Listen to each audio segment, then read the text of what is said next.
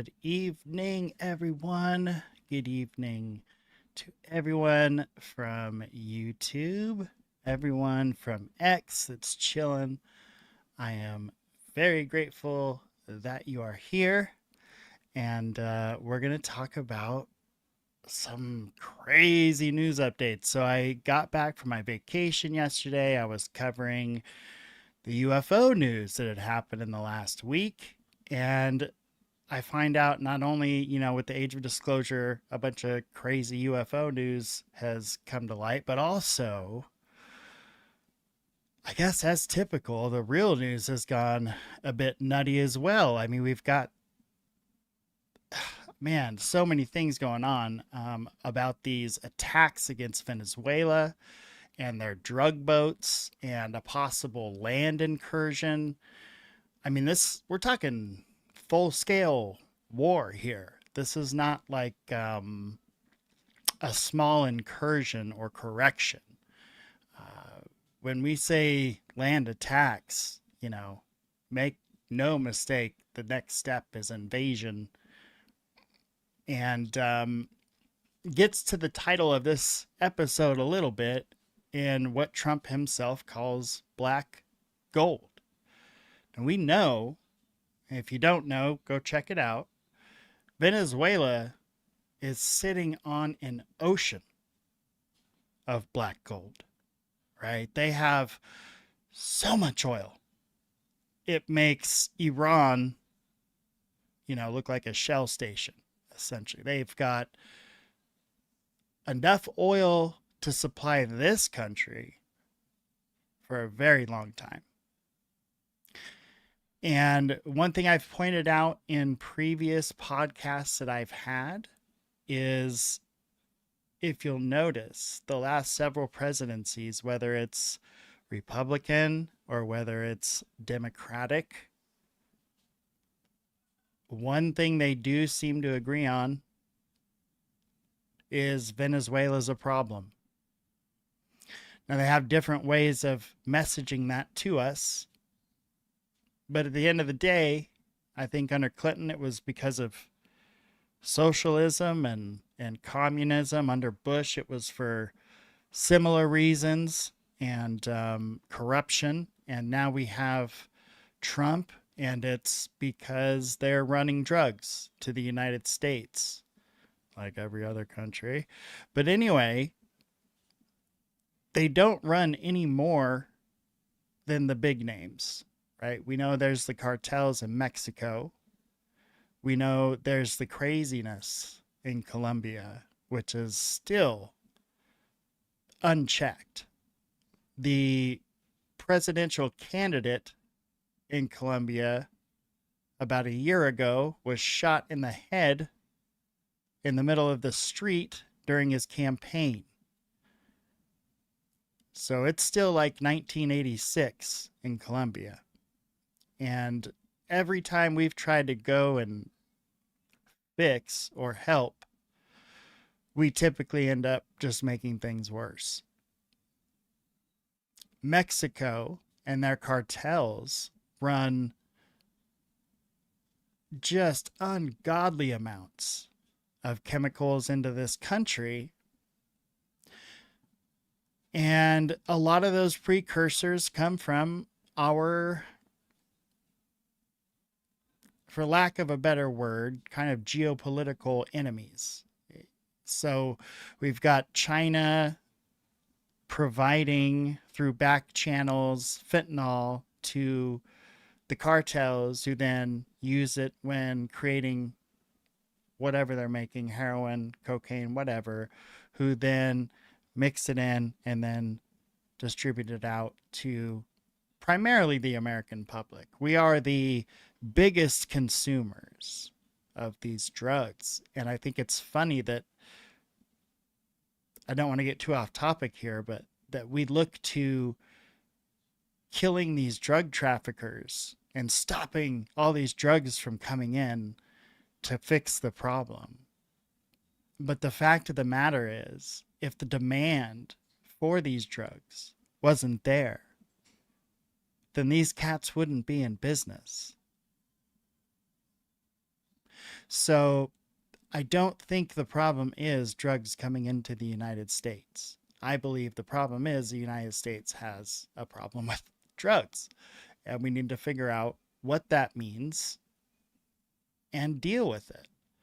Because until we do, we're going to keep thinking police action is the way.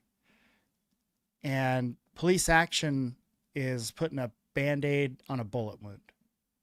Because as long as the demand is there, there's going to be bad guys that are going to figure out how to provide it. Damn the risks, as long as the price is high enough. We know this. It's written in blood all throughout our history. So blowing up boats in Venezuela, that's a problem. Especially with zero evidence. Because I don't know about you all, but the only evidence that I'm seeing are videos that Pete Hegseth puts up on X of them targeting a boat and blowing it up with a drone. I have seen zero evidence, unless someone wants to link me in the chat and correct me. But I don't believe our Department of War has provided an inkling of evidence about these attacks. Who they were, where they came from, how you confirmed this data, what evidence did you use, how did you gather that evidence. This is called oversight. And if you don't have any, you could find yourself the next target for whatever reason they decide. That's pretty scary. So this is like Patriot Act 2.0 on steroids. Ultra Patriot Act. We always have to have a name in America, right? Super Patriot Act, Mega Patriot Act, Ultra Patriot Act. This is what we're doing.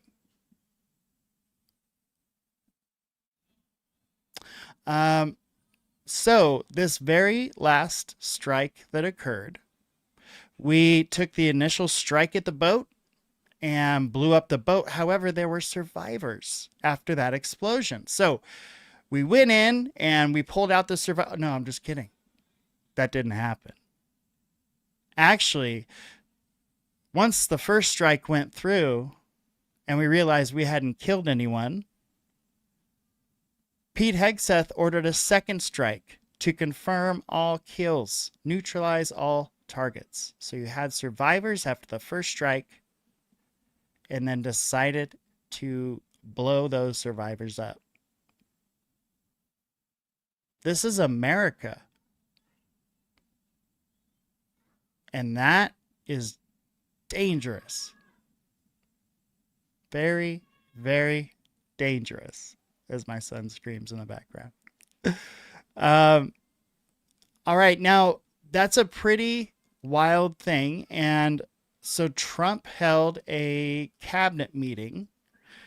Now this is directly from C-SPAN, the cabinet meeting they held. And I am told, I read that in here, they do address Pete Hegseth giving the order after the boat was neutralized to strike again to make sure the occupants were neutralized after realizing they were alive.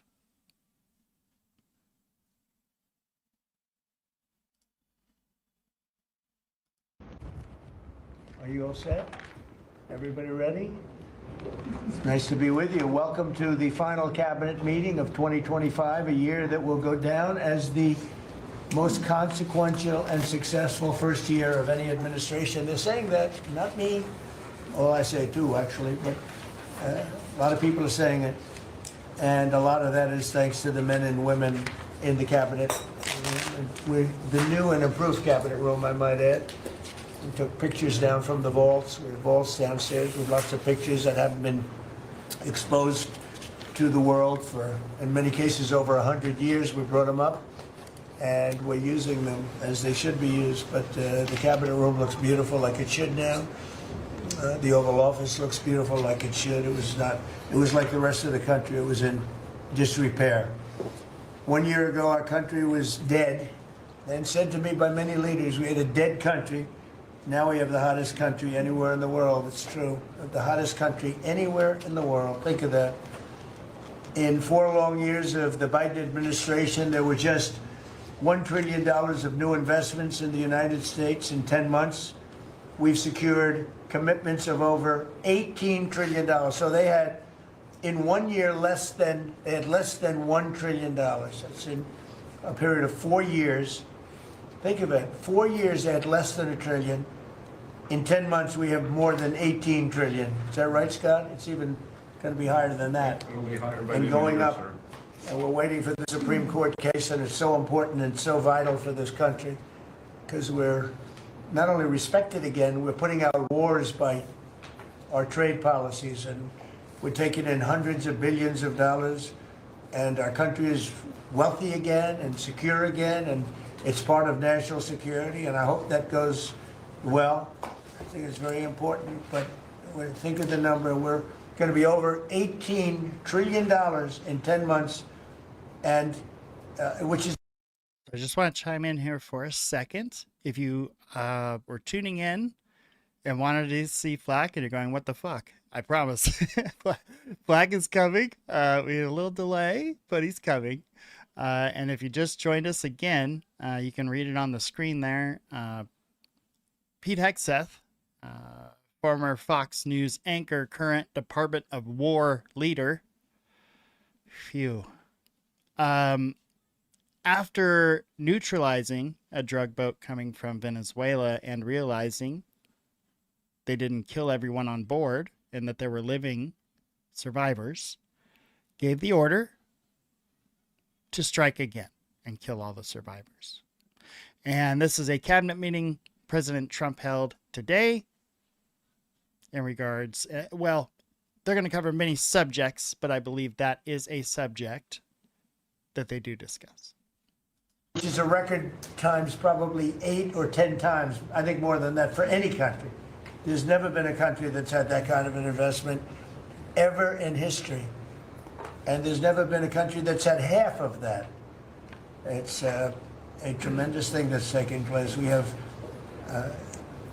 companies moving in from all over the world, from Mexico, from Canada, from Europe, from China, from Japan a lot. We just had Toyota is going to spend $10 billion, they just announced, on building new plants in this country. Our workers, they're going to be our workers, but they're spending a tremendous amount. So the stock market is at 46 all-time highs, and this last Friday, which is called Black Friday, was the biggest ever online sales that there's ever been by a lot.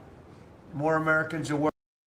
Now, let me ask you all in the chats out there, if you're feeling up to it, do you believe, let's take the political emotion out of it, just like in your day-to-day, do things seem financially less stressful, more stressful, or has it been kind of the same during this presidency? I will start it out and say it feels pretty much the same. I mean, some eggs got cheaper, but then also it feels like other things got much more expensive if you're buying groceries. So to me, I would say it feels about the same, like kind of a pinch. Like things are costing a lot of money these days. Working today than at any time in the history of our country. I mean, these are the facts we have to get out. And, you know, there's this fake narrative that the Democrats talk about, affordability. They just say the word. It doesn't mean anything to anybody. Just say it. Affordability. I inherited the worst inflation in history. There was no affordability. Nobody could afford anything. So I can't say I'm not on the Democrat bandwagon there.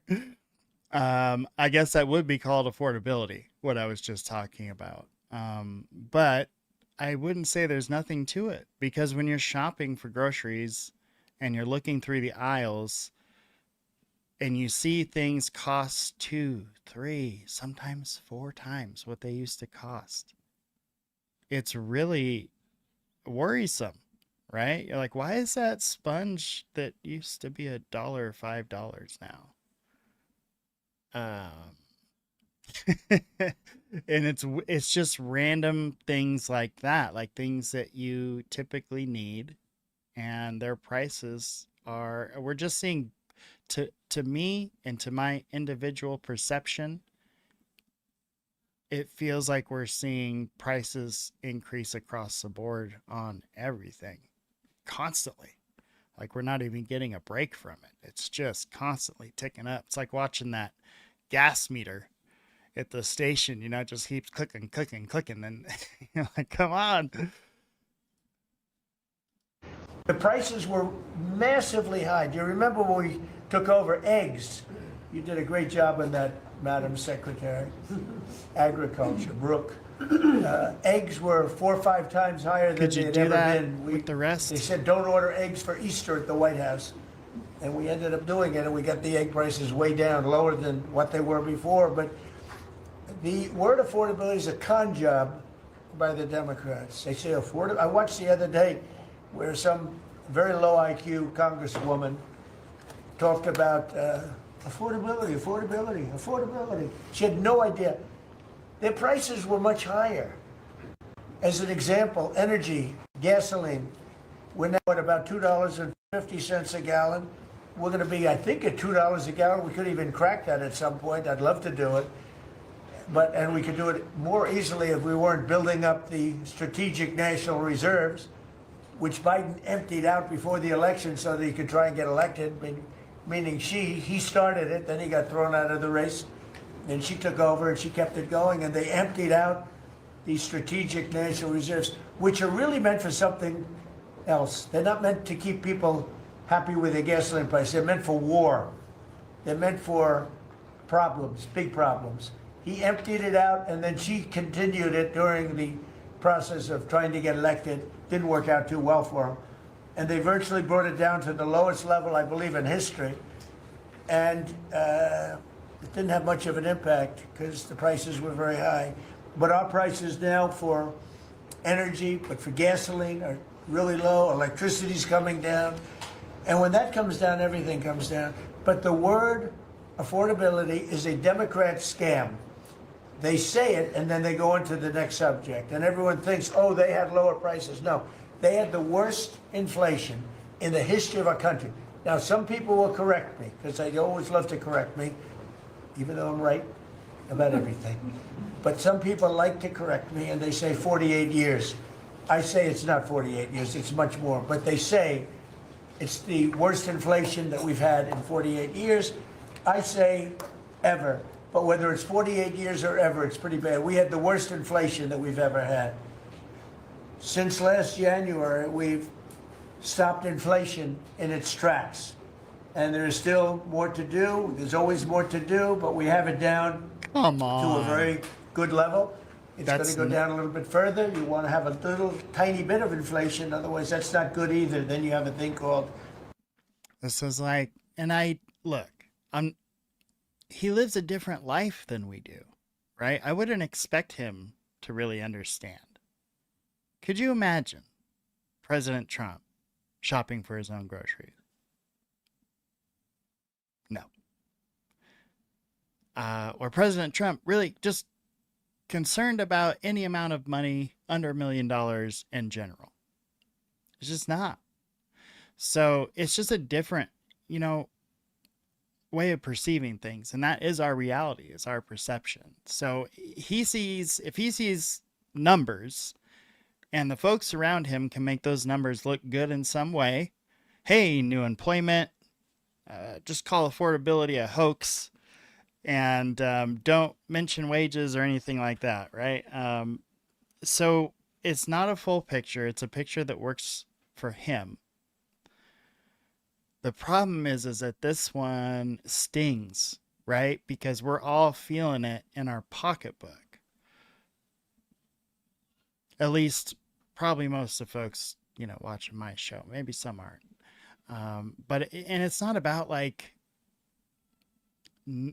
not having the money to be able to afford to live now. It's the concern of what if this just keeps going up and up and up and up, especially at these rates. It just seems unattainable and crazy. It's unobtainium. Deflation. And deflation can be worse than inflation. But we have it almost, we'll soon be at a perfect level, but we inherited the worst inflation. But we have 20 states that are now selling gasoline at less than the $2.75, think of that, $2.75. I mean, where? And I will drive there. $5 under Sleepy Joe.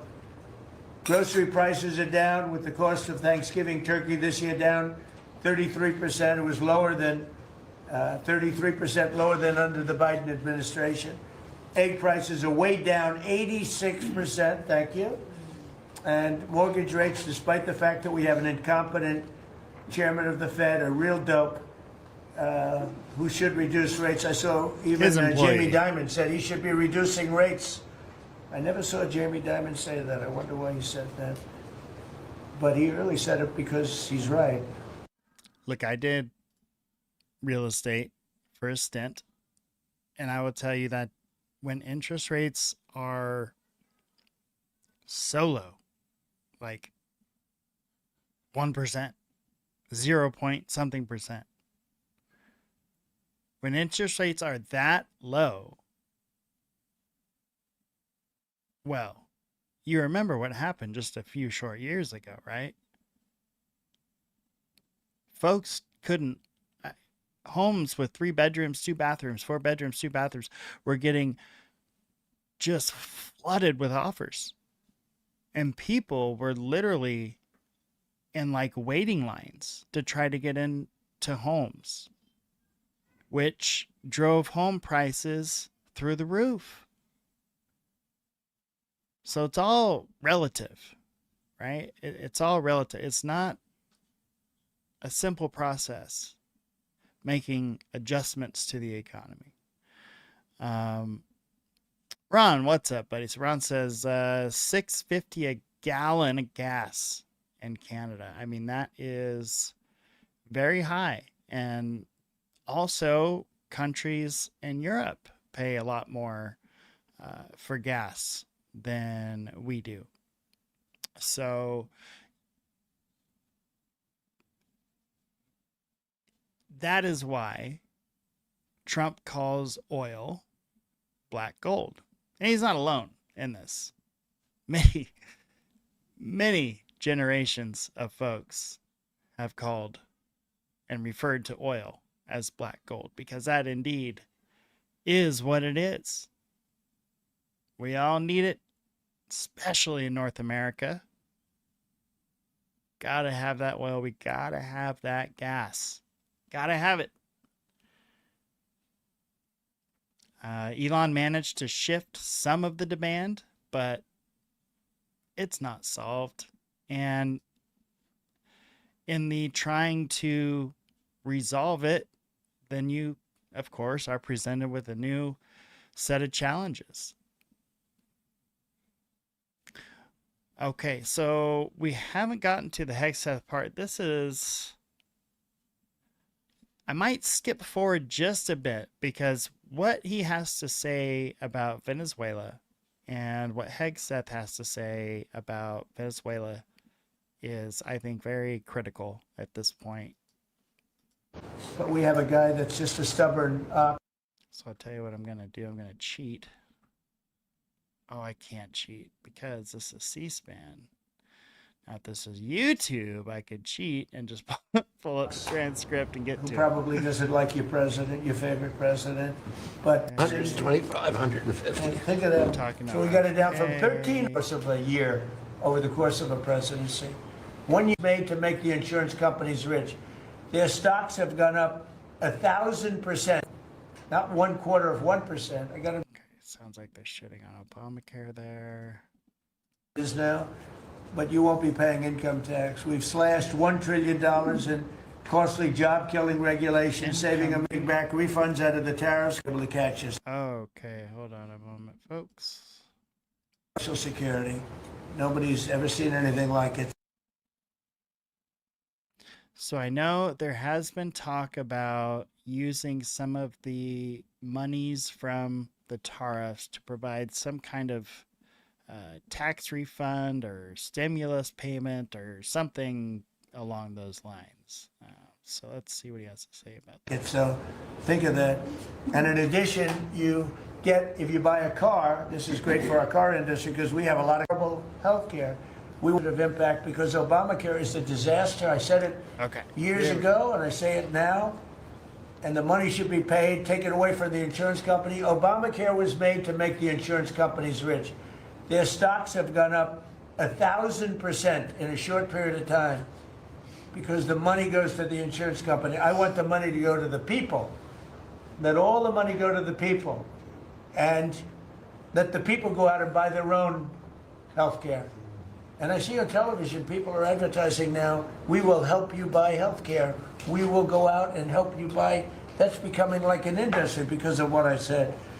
So something's going to happen. It's probably not going to be easy because the Democrats, frankly, they don't want to make a good deal for the people. They just want to make a bad deal for the country. They want to make a bad deal for the Republican Party. But the Republican Party is united. And I will say that what I would like to do is the money doesn't go, trillions of dollars get paid to drug companies. And you still have lousy health care. Obamacare is horrible health care. We want it to go to the people, and let the people go out and buy their own health care, and they'll do great. Okay, so that's what he wants. But the bill is law. So, I mean, you can want that, and that's great. And you could maybe even put in an executive order to try to do something like that. But we all know the problem with executive orders is, well, first off, it's like you're a fucking king. You can just write something into, some law into existence. But second, the next guy can come in and just tear it up, throw it in the trash, which is what happened to all those those poor DACA people who came and registered under the Obama plan to basically make them eventually citizens of the United States. Then we get the opposite of that. We get Trump, and Trump says, nope, I'm not down for that. We're going to get rid of that program. And I understand not being for that program. I don't necessarily agree with it, but I understand the argument. The problem is you have real people with real lives that just got absolutely fucked in that deal. I mean, in a really bad way. So executive orders, bad. It's easier to catch lightning in a bottle than it is to change or get rid of a law, folks. It is not an easy thing. And Obama knew that. And that is why he spent all of his political capital essentially getting that bill done. Now, it was a very Chicago style politics move, but it's what he did, and we have what we have. What I don't understand is trying to tear the program to pieces and make sure it's ineffective, because all you're doing is you're screwing over your citizens, right? The people that need a plan or some plan. Those people that said, okay, I got to have something because they've made it a law now at that time. And I can't afford anything. My employer doesn't offer anything. Yes, there's still employers that don't offer health care benefits. So I sign up for this program. There's hundreds of thousands of people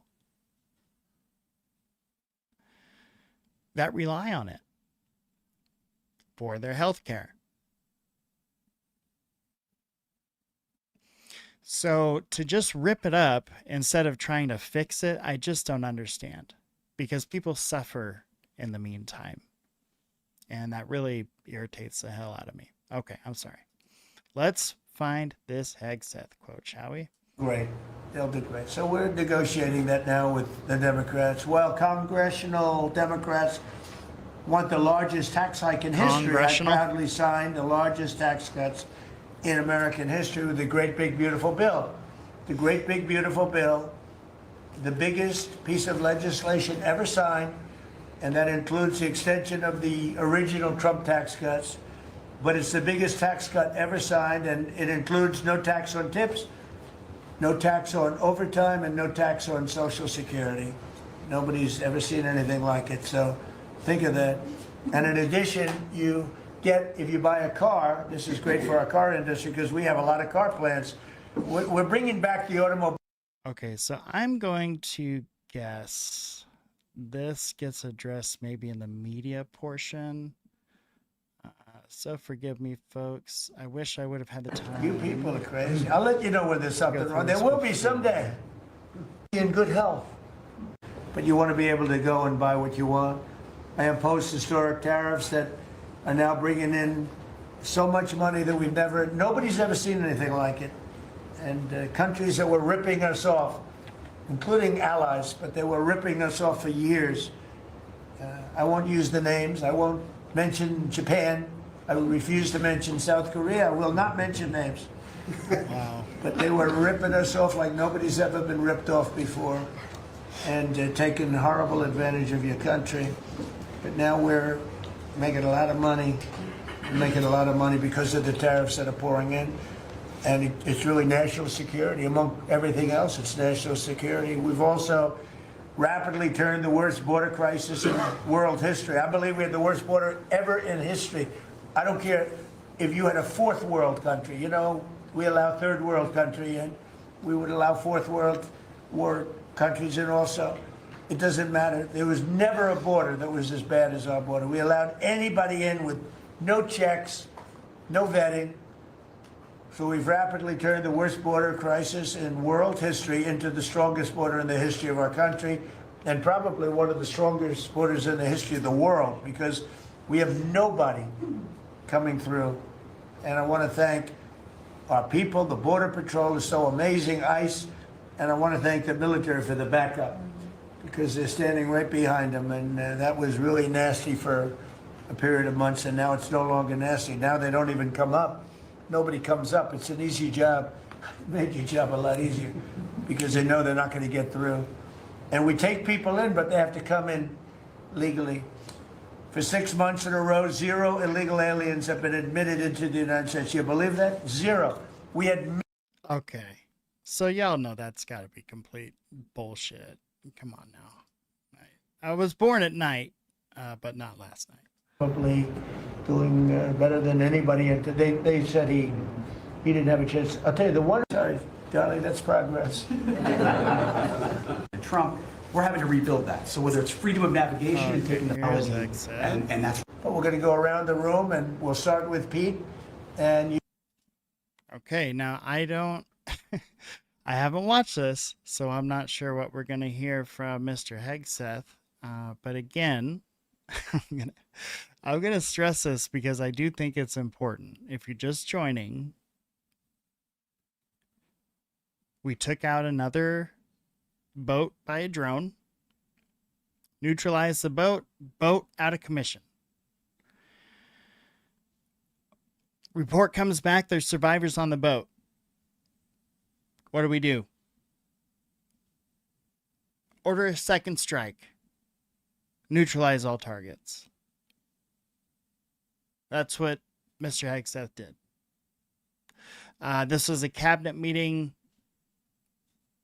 I think it was the next day, if I have my timeline correct. And you'll tell us about some of the achievements, and some of you have achievements that are so big, I don't want you to go through the whole thing because we don't have time. But we'll start with Pete, and then if you want, we'll take some questions at the end. Please. Well, thank you, Mr. President. As you said, it has been a historic year at the Department of War. Recruiting and retention over this year are at the most historic levels our country has ever seen. I had a chance to be on an aircraft carrier destroyer over Thanksgiving. The spirit in our ranks since the election under President Trump is unprecedented. I've never seen anything like it as a soldier myself in uniform, and I know a lot of you feel the same way. We've ripped out the DEI and the political correctness. It's all merit-based at the department. We're getting back to basics: accountability, training, readiness, lethality, and that's reviving that spirit. And Mr. President, we're rebuilding the military, historic investments. I just took briefings on the Golden Dome and F-47, next generation capabilities that are going to make sure that for generations to come, America has the most powerful, most capable, most lethal military in the world, which you have rebuilt once and we're rebuilding again. And then we're reestablishing deterrence and credibility. If you look at what happened, we deal with every day the outcome of what happened in Afghanistan, the debacle under Joe Biden. We just dealt with it in the streets of Washington, D.C. with those 2 National Guardsmen. And then what happened on October 7th with Hamas, what happened in Ukraine, a war that never would have started under President Trump. We're having to rebuild that. So whether it's freedom of navigation and taking the fight to the Houthis, whether it's Midnight Hammer, those beautiful B-2s going 37 hours back and forth, undetected, delivering with precision, and Iran not getting nuclear capabilities, Europe and NATO stepping up to 5%, locking down our southwest border. It's been an honor to work with Christy and Tom and everyone else down there to lock it to 0, operational control of our border. And then it's getting after and going after narco-terrorists and designated terrorist organizations in our own hemisphere. As I've said, and I'll say again, we've only just begun striking narco boats and putting narco-terrorists at the bottom of the ocean because they've been poisoning the American people. And Joe Biden tried to approach it with kid gloves and allowed them to come across the border. Cartels take over community, 20 million people, hundreds of thousands of Americans poisoned. And President Trump said, no, we're taking the gloves off. We're taking the fight to these designated terror organizations. And that's exactly what we're doing. So we're stopping the drugs, we're striking the boats, we're defeating narco terrorists, and we're standing. And Peter, you may say one thing, that drugs coming in through the sea by sea are down 91%.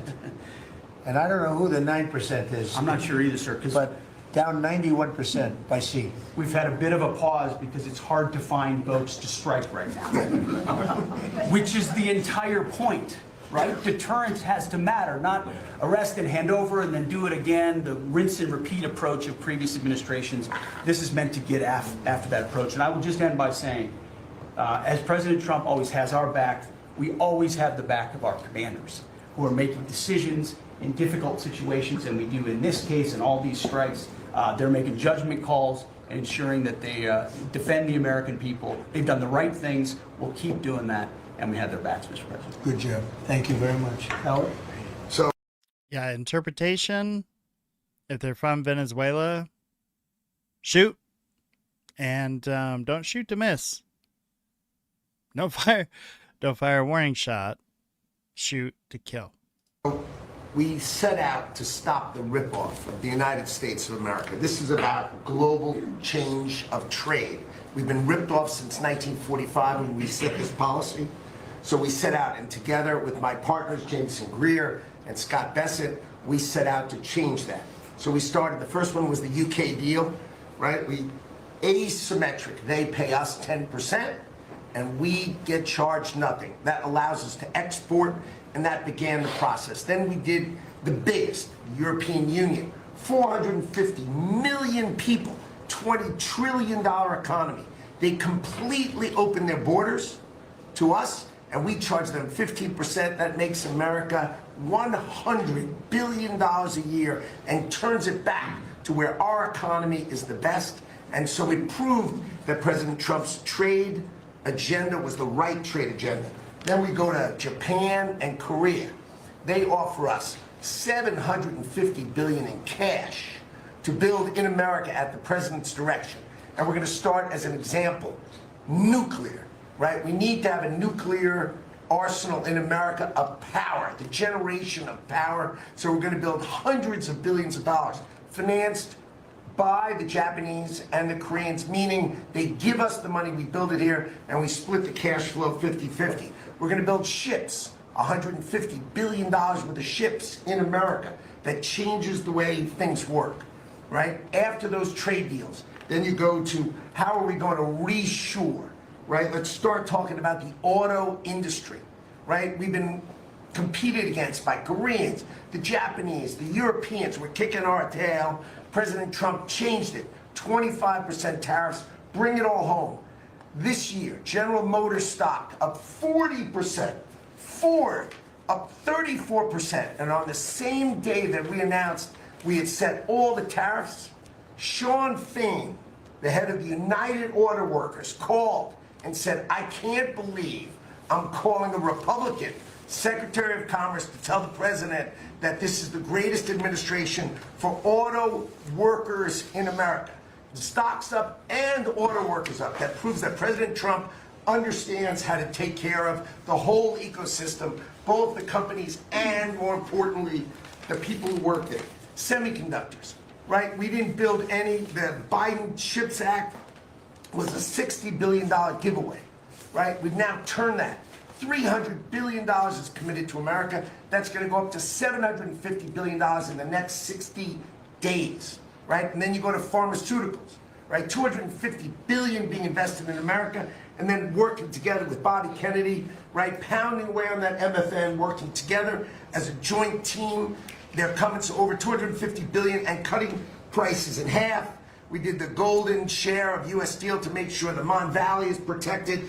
Intel gave us 10% of the company, make tens of billions of dollars, right? And the last thing I will say is a year ago today, I was working on transition with President Trump, right? To build the greatest cabinet ever for the greatest president ever. And I, as I sit here today, I can't be more proud of how you did it, sir. You've created the greatest cabinet. It is a joy to be at this table. You know, one thing we will mention, they came to see me from Intel, and they had a problem. I said, look, we'll fix your problem, but I think the United States is entitled to 10% of your company. And the chairman looked at me and he goes, you have a deal. You know, I'm probably totally off, all right? But I hear the way they have this conversation about, hey, kick back a little 10%. We'll make sure nothing happens to you around the neighborhood, if you know what I'm saying. Anybody else getting that vibe? Is that just me? I mean, I feel like we're watching a table full of mobsters. And I mean, I don't hate Trump. I don't hate, if it was any president and this meeting was carrying on like this, I would be having the same thoughts. It's a little weird.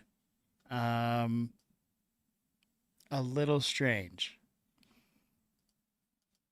Tell them, how much money have we made since I made that deal? It's only $40 billion. 40 billion. We made $40 billion. That was, what, 3 months ago? Does anybody write about it? Nobody writes about it. That's okay. And he's still complaining about his media coverage. Interesting. Well, I have got a nice surprise for you all. We have Mr. Flak Magnet in his house. Good evening. What's the surprise? I hope it's not that Flak Magnet guy. That guy sucks. Oh, yep, we just lost 20 viewers. I'm totally kidding. What's up, Geez. buddy? Good to see you, sort of. Dude, I lost all my crap. I had to find my headphones and things like after I did like my little photo session with my paintings. Okay. I had to find all the crap to be able to pop onto this, but it went well, dude. I took like I believe like 15 to 20 photos that don't totally suck. Yeah. I'm not a well, dude, I photographer, appreciate you being here, man. I am stoked to be back. I'm back. You feel like you're 100% back? No. I got a phone now. I gotta get it fucking turned on. I gotta get some sort of like reliable Wi-Fi. I've got a few more things to do now, but like I'm well on my way to not don't know, pissing it Well, all buddy, into the we mix. always love your company, and I'm so glad you were able to make it. And I don't know, were you able to catch any of this before you jumped in? No. I ran here and then like just popped You in. ran? You physically ran? Well, I scooted. Okay. Wait, You could say I a scooted. scooter on a scooter? Razor style, bro. I was doing so Oh, many fucking snap! spin-a-rooney tricks, man. You don't even know. Yeah. No, like an e-scooter, man. I'm trying to save the planet. You 1.5 miles. you have at an a time. e-scooter, legitimately? Yes, sir. How do you like it? Well, it's better than a skateboard. I'll tell you that. It's quicker Okay. and slightly more dangerous, believe it or not. But you can't kickflip Then on it, so wait. it has its A scooter is more dangerous than the skateboard? yeah, I've fallen off this thing many times.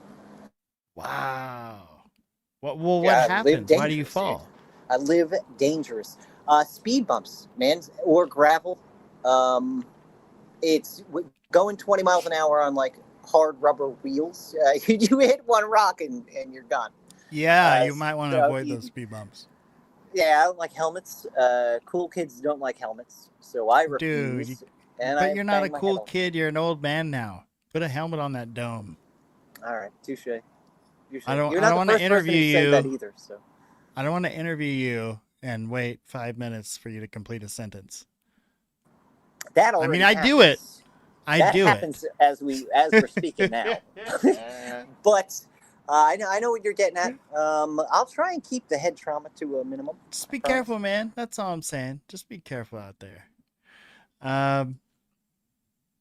So Ron makes a good point here in our chat that we have going. We're watching this cabinet meeting with Trump and all of his lackeys here, and I interrupted it. I don't know where we're at.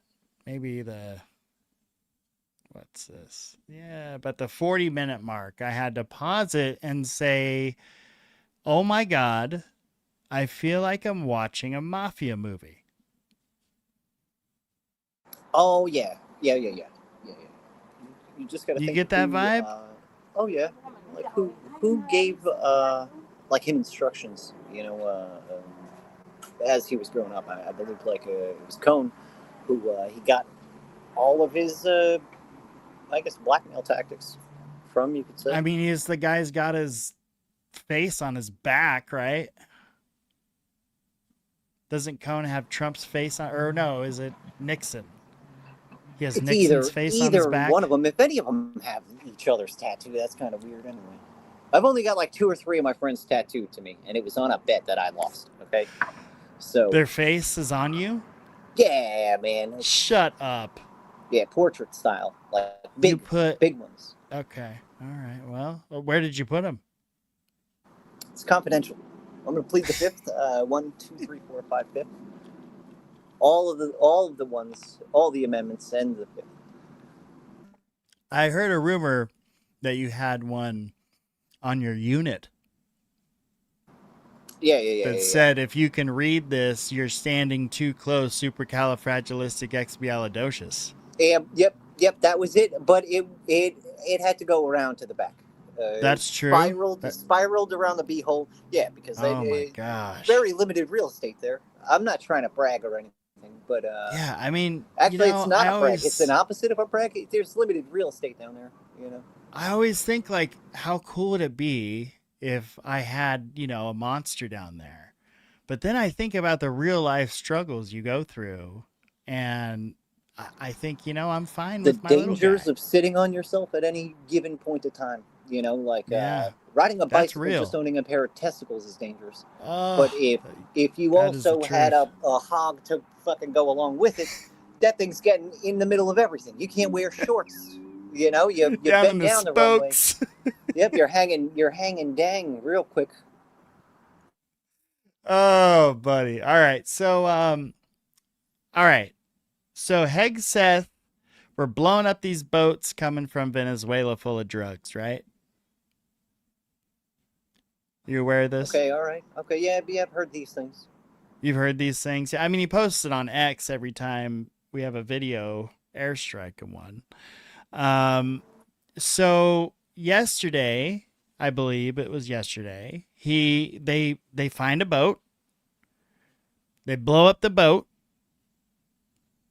But then there's like survivors. And so Hegseth goes, yeah, blow them up again. Make sure they're dead this time. Yeah, I mean, have we just given up on the idea of war crimes and Oh my crimes God. against Thank you, humanity and Flak. shit? Thank you, You know, because I like, thought I was going fucking crazy. well, all right, so a wild, crazy suggestion, but still more humanitarian would be like, oh, let's get a net out there. You know what I mean? Let's get them up out of the water. We arrest them and prosecute them. That would be the fucking insane thing to Hey. say, but still more humanitarian. Right. What the And fuck is weird going on, how dude? there was a previous strike where they had a survivor.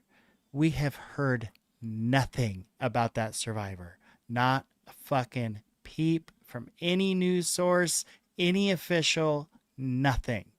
There was a survivor. That's it. You know what it How is? You lock fuck? a couple of journalists out of the newsroom, or I guess the press secretary booth, Mm-hmm. at, Mm-hmm. at press briefings, and oh wow, will they fucking jump in line in order to get that fucking coverage again? You Right. know, like Well, what and happened to real I journalism too? I have that old video of John Stockton who was with the CIA saying, you know, in the late 70s, they had over 400 journalists essentially on their payroll. And then he said by the time it got into the 90s, the journalists wanted the scoop so bad, they would just take whatever the fucking CIA told them is gold and run with it. Jeez, man. Well, I'm starting to think Yeah. like journalists, not so much like you can spend till your heart's content. And there's a billion journalists out there. How many editors do you need Mm-hmm. to get in your pocket before you already circumvent the journalists? You know what I mean? Because like any Right. story that They really can touched, control. yep, any story worth any salt in the last 20 years has been squashed by the editors. You know, like Right. the one time Epstein was going to get properly covered, what was it? ABC squashed that shit real early. You know, It's you had the hot mic incredible. situation with the woman complaining about it. They fucking fired Dan Rather because he reported the truth about Bush Jr. They Yeah, fucking that's fired him wild, over dude. that. What That's the wild. fuck? Why didn't he get a fucking YouTube? Is what I want to know. Probably because it was Oh, buddy. a little too soon. But that's what they do that shit often. And the ones with real stones, like I don't always agree with Tucker Carlson, but he's got some Right. stones to just create his own thing and then do better than like all of his competition immediately. Right. Yeah. Well, and what they do here, like, you know, Trump holds this cabinet meeting live. You think, well, it's live, it's open door. This must be legitimate how they, you know, run their government and make their decisions. But the thing is, like, he's surrounded by yes men. And there's not I don't think there's a single person at that table that wouldn't suck his dick if he asked him to. Yeah, but they like that type of shit. You know, like Right. it's this weird fetishistic master and like I don't know S&M type of thing. Ugh, Like I don't fucking get any of that. You know, like yeah. the power domination in the fucking workplace. Like some people strive for that shit. Like you will see Well, teachers' pet especially this things. guy, right? You're fired. You're Oh fired. man, but he's not Remember? even. You're This is the fired. this is the thing though, right? Like we're just seeing him exert the only power he's got with stuff like this because everywhere else, everything that he does try to get done gets shot down in one way or another, or he gets told that he can't do it on the things that he wants to do, and then he just backs Yep. the fuck away real quick. You know, like Yeah. I don't Well, know. I they clearly had a strategy. I mean, they came into this White House, they hit the ground running, man. I mean, they started replacing judges, they started filling jobs. I mean, it was way faster than what took place the first time. And like they have no shame in just purging entire sections that may have been considered like anti-Trump or against their agenda the first time around. Well, Like, you know what happened too, I think, was the disparagement between the two um, political parties got a little too one-sided. Like it was that yeah, way. I would say before Trump. Like very Democrat heavy, especially like when Biden was in, and then it there was too much blatancy going on with the whole Biden thing. yeah, With some of the shit they were trying to pull. So like they ridiculous. realized Some that of wasn't it going to work just when Trump was in, so they went the exact opposite, but pissed off. Like they had to piss off a lot of that MAGA base to bring it back to, I guess, like 50-50. Because there was too much of a need for a totally different political party at that point. Like I don't know, right. maybe like if Bernie would have went to independent instead of Ugh, just capitulating to Hillary, that would have been like the only other time that I would have seen like, wow, a third party option. Because even with RFK, like he capitulated too quickly when he was trying to do that. Like well, I think that was his plan from the get-go. It was run, and then whoever I think's gonna really win, hitch my wagon to that star kind of thing. oh, I agree. Um, and I think he knew from the gate it was going to be Trump. Um, it Well, because is we had that with interesting, Ron too, right? Ron DeSantis. Because once he got the slightest bit of pressure, he backed the hell out real quick. right? And the only other like kind of third party candidate in my lifetime that affected the election was Ross Perot, and not because Oh he yeah, yeah, yeah. won, but he took votes away See, from Bush Senior. I was young enough when Ross Perot was a big thing that like Mm-hmm. Dana Carvey is Ross Perot to me, just because of Sure. Yeah. like how often he was made fun of on Saturday Night Live with the "Can I finish? Right. Can I finish?" I remember Dana Carvey more just because I was probably like 10 years old at the time, Mm-hmm. and Ross Perot was definitely a politician, so I was not paying Yeah. attention to politics at 10. Yeah, and the thing about him was he wasn't your typical politician. He was Republican, but basically Republican in the sense of financial responsibility. That was basically it. He thought that what we were doing with our debt was absolutely crazy. He read it out like, those paid for TV ads. He just like bought Yeah. up like half an hour across the entire country and just did this whole presentation about our national debt and the direction that we're headed. And like a lot of people were like, this is awesome. Like this dude is making sense. He's not talking down to us. He's educating us on the problem, and he has a plan to try to fix it. But he was But an independent, so Trump could have did that. Trump could have did the same thing, and he he chose kind of not to. did. I mean, Well, Trump was basically a Democrat before all this yeah, started, but like right? I don't know. I remember him more going to McDonald's and serving French fries. Mm-hmm. Mm-hmm. That's what I remember of Trump. Sure. You know, but I don't know, man. I remember Trump from his real estate days in New York, and he wasn't. If you were middle class and under, you were not a big fan of Trump unless you worked for some place that he was funding. You know what I mean? Like you're a construction worker or a union Mm. that worked at one of his places. Like that's the only people that I knew that was a real big fan of him Yeah. around that time.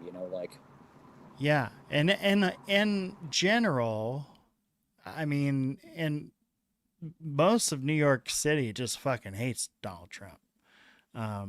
Which and I think is the really movie, interesting. I believe it's The Landlord, or it was like with Danny DeVito, and he Okay. gets sent to live in one of his own apartment buildings, right? Because in the winter in Harlem, he decided to Oh, turn the that's heat not off. Danny And DeVito. That's Joe Pesci. And was it that's Joe Pesci? called The Oh, it was. Super. Oh, you are 100% right.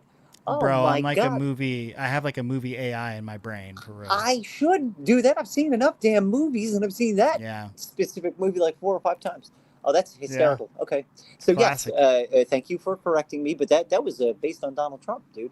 He was Oh, famous okay. for hiring That I did like not know. through third parties, paying drug addicts to hang out in high-rise buildings, right? That the ones that he bought and wanted the tenants to leave, so they didn't have to kick him out and get in trouble for it. He would Wow. make the environment so terrible that they would want to leave. That wasn't illegal at the time, and he was doing it until it was so looked down upon, and they made a fucking movie about it.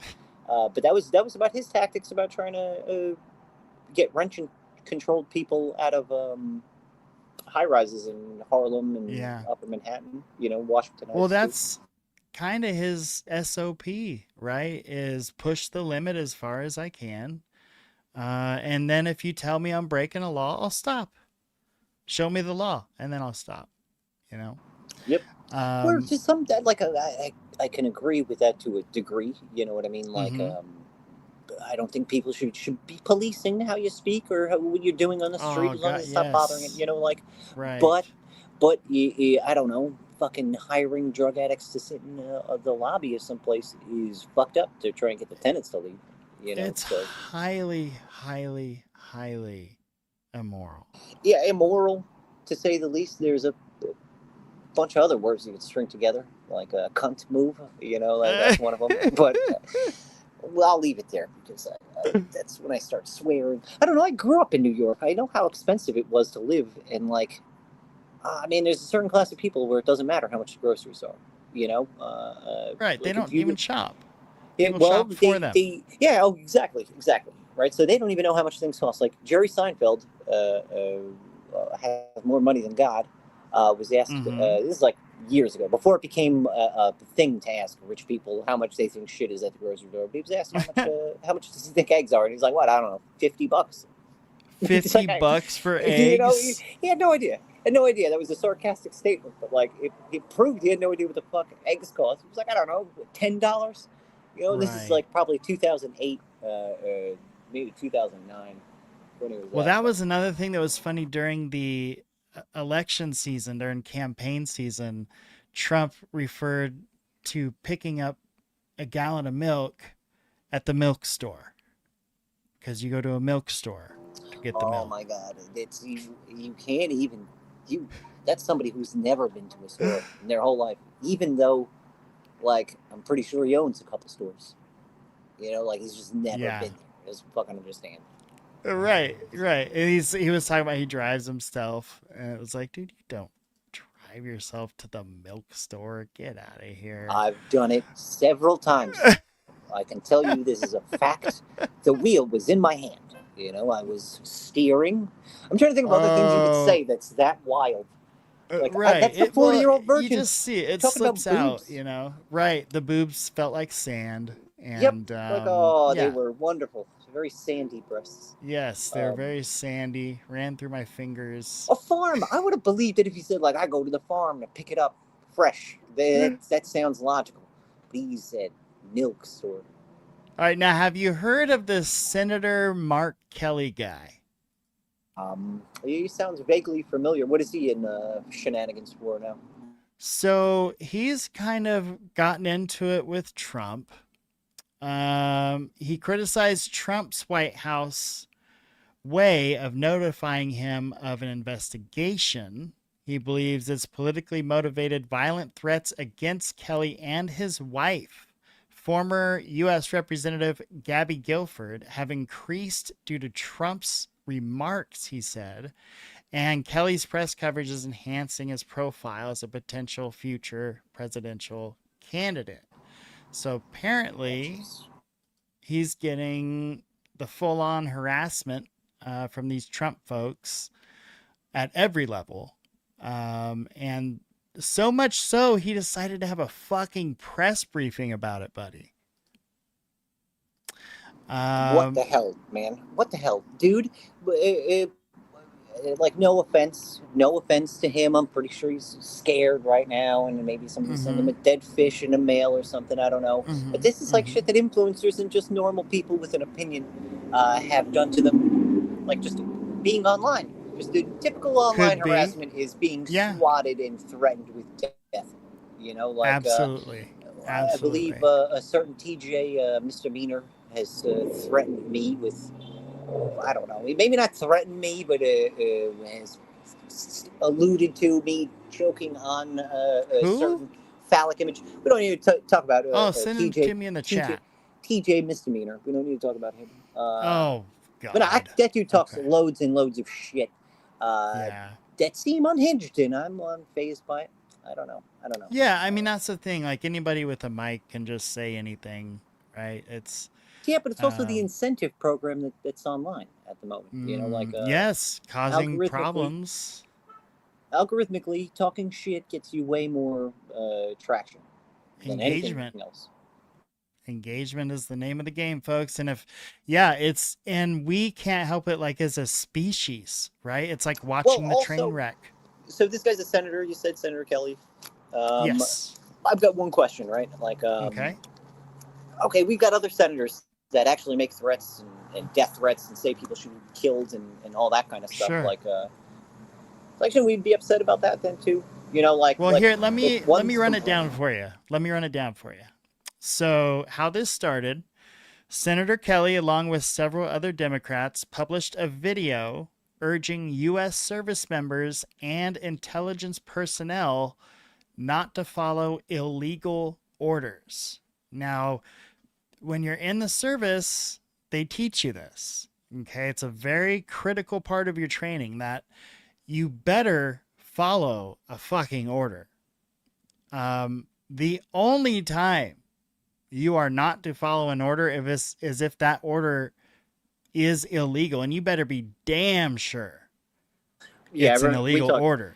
We talked about this because I think that's what I brought up with Doty, because it was very illegal to run counterintelligence ops on Yes. citizens and psychological operations on U.S. citizens at the time, especially when he was writing his Mind War stuff.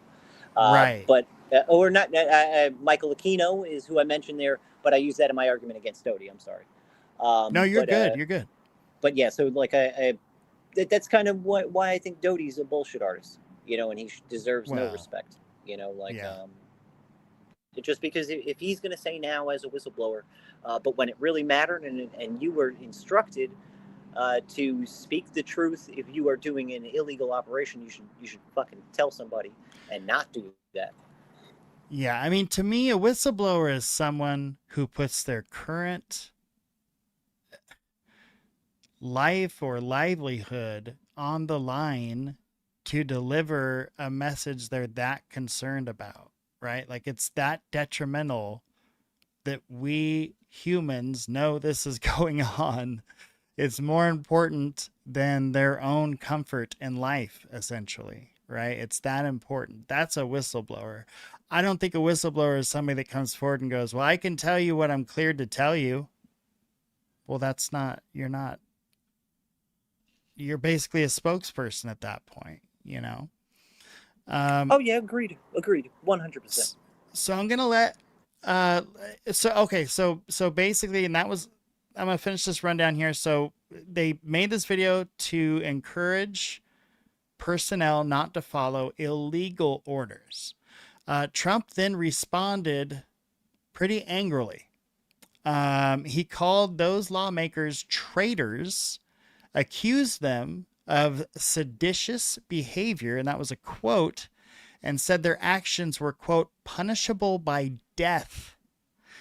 The U.S. Department of Defense announced it's investigating Kelly for possible misconduct related to the video. So it's a pretty high stakes. And this Who's the bad guys again? They all seem pretty bad. They all seem pretty terrible. So Kelly and the Democrats, this group of Democrats, came forward and they created a video telling U.S. service members, you do not have to follow illegal orders. I don't think that makes you a bad guy. No. I'm not talking about that. Because remember, Trump was the one with the golden crown and halo when he had his pretty little angel wings. So when he came down from the the heavens. best little angel wings you've ever seen. Didn't he have when those he on? ascended. So I'm saying now he's talking like one of the fucking bad guys, though. You know what I mean? Like that's what I mean Yes. by that. Not because the other guy is Captain Obvious. That doesn't make him anything other than he's just speaking the truth, but an obvious truth. You know, like Yes. because I definitely agree. Like the illegal order should not be followed. It's the same Well, thing in the police that's station. You know what I mean? right. In the police department, they do the same fucking thing. Like Hmm. if you go outside your orders, you are in a lot of fucking trouble. Right. Right. So you can disagree with them. You can be like, "Oh, this is I don't think this is the best way to do it," in your head, right? You can have these thoughts, that's fine. But unless it's illegal, you better follow that fucking order because you were just given an order, right? So it's not like you get to think about it and, choose which ones to Like follow and which I'll ones give not you to. a good example, right? Like because this isn't illegal, right? Especially since it's in international waters. But like I would have been the bitch on the island, going like, I don't think. I know we're gonna blow up this island, and that's probably pretty bad. And there's a lot of trees and things there. But like, do we really got to anchor these goats down all over the island to like see what radiation does to them? You know, like these are pretty cute little goats and sheep and cows. And do we really got to do this? And then like, yeah, you better follow the orders. I'm like, yeah, but I don't want to kill all these like poor little animals. Can I just go sit on the boat? You know, like get me in trouble. You know, I won't do this because I don't know. I've got a fucking Hmm. soul. But like, because that's what I imagine it would be my biggest problem is like certain situations like that. Because that Yeah, you definitely would get happened in in trouble. 1950s. Johnston Atoll is Yeah. what I'm referencing. Um, where they did that and they blew up a whole atoll filled with animals and things. They shipped over there like a lot of fucking animals Right. to see Yeah. what radiation did to things. Um, but like that wasn't illegal. Number one, because it's in international waters. Two, it's animals. There was no animal rights in 1950. You know, Well, there's so still not really. yeah, now there would be I barely mean, any my dog recourse. is considered a piece of personal property. So, But a business can be considered a person. How weird is that? right.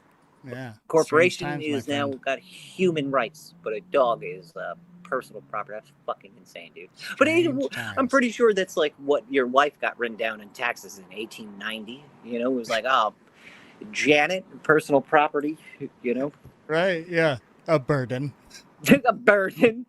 Dude, it's the best thing that ever fucking happened to you. But you have to write. That's the only option. Uh, There's only one box to check there. right. The one You know, on the loser or forms. burden. I choose. Oh, lovely burden. She's my lovely burden. She's my lovely burden. Bless Okay, her so soul. all right, so let's listen to what this man has to say because I'll be honest, I have never followed Senator Mark Kelly. I don't think I've ever listened to the man speak. Uh, but this is an interesting situation. You got Trump calling you a traitor and literally calling for your head. And so I don't think a press conference is an overreaction. Do you? Yeah, no, it's not an overreaction at all. Yeah, like if you're a senator and the president says you should be hung outside, I mean, my ego alone to be like, oh, really? Let's go ahead and call the press and have a conversation about this, right? Well, people saying that in Trump's name had entire fucking news stories written about them and 20-minute pieces on Yes. CNN. You know, like, and this is just normal people protesting and making the same statements. For the Right. president to do that, I don't really think it's that different and shouldn't require the same amount of scrutiny. No, so you don't think he should have went this far? No, I think it's wild to be for the people for how long does he claim to be? You know, to then immediately turn around and lambaste a bunch of sitting People? Congress people, you know, like Yeah. for doing that. You know, like Yeah, an illegal order is an illegal order. I Like got you. I get national security, but like I don't know. I feel the same way about UFOs, right? National security, Yeah. national. Well, And if they can wipe us out in two seconds, right? Like, at yeah. what point is that saving national security? You're not telling people to hey, we have something that we can't. There's nothing we can do about it. Like, fucking get over it. Yes. But even if you think like he's telling these troops and these personnel you don't have to follow an illegal order as like a shot across his bow or whatever, even if that's the case. Well, that's what that Like, is, dude. right. That's like you're like I giving somebody a agree. massage and going over a bruise, right? And they're telling you, no, that's not a bruise. But you're like, every time I touch it, you squeal and punch me in the I throat. agree.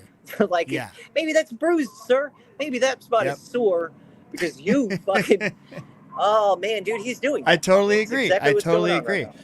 But the measured reaction from Trump would be, that's fantastic. We want our troops to understand the rules of engagement. We believe they do, but if the senator feels like he needs to doubly express that, great for him. That would have been the measured response. But instead, it's off That would with have their been heads. They're the traitors. PR. Doesn't he like PR? Isn't he Mr. PR? Isn't that also why he's a sarcastic prick on Twitter? It has to be. Because he It likes has to PR. be. So why would you It make has the to worst be. PR decision fucking possible and like dive into it head first? Yes, and your own. These are your own. Look, I get it. Like, left and right are not gonna agree, but like, we send them there to try to negotiate, and a spirit of off with their head because they're reinforcing what is the law because they're concerned about you breaking it. I don't know. At any rate, I'm gonna shut up. Let's check this out. If it gets and feel free to interrupt whenever you want if you have any questions. Okay. Sweet, sweet. All right, here we go. And they definitely have enough American flags.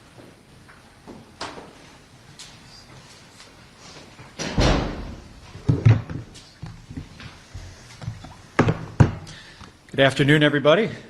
Seems like most of you guys are here. Be right back. And thank you for taking the time. Let me get started. So, throughout his entire career, in business, reality TV, and politics, Donald Trump has had one and only one play: bullying his opponents into silence. He did it as a failed casino owner who bankrupted his properties and screwed over his contractors. He did it as a reality TV host known for firing people. And he's done it as president who tries every day to intimidate people with no regards for the rights or well-being of the American people. I'll say this for the guy: while he's never seemed to do much else right, for most of Donald Trump's career, bullying people has worked out for him. But not now. Because I won't let it happen. The American people won't let it happen. President Trump is trying to silence me, threatening to kill me for saying what is true. And he sent his Secretary of Defense after me. And it's not going to work. Here's how we got here. A week and a half ago, Senator Slotkin and I, along with others who also served in the military and the intelligence communities, we released a video with a simple message to service members that they must refuse illegal orders. Nothing was controversial about that.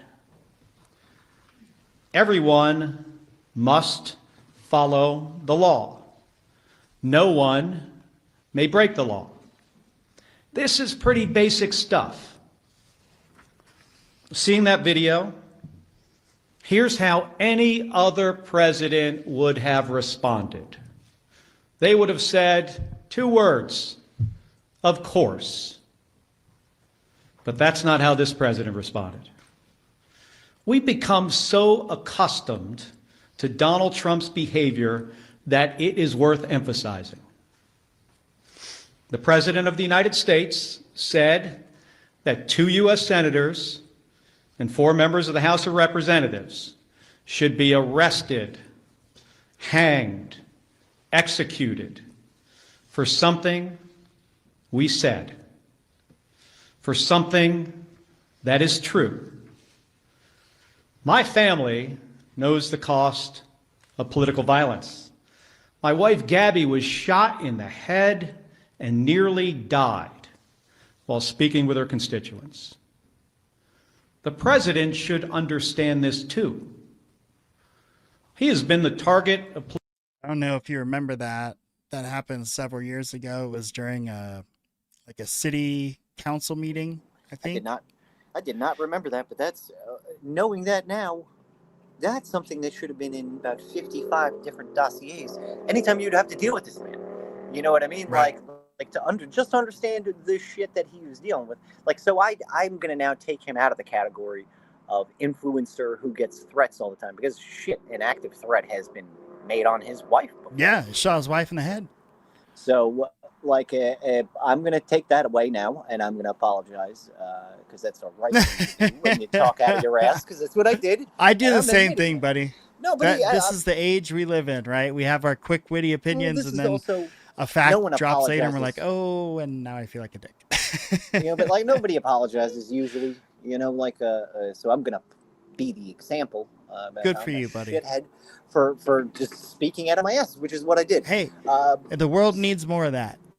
So now, why did Trump say that, man? Like, he would have had to have known about that in order to make it. Absolutely. Oh, geez, dude. Right.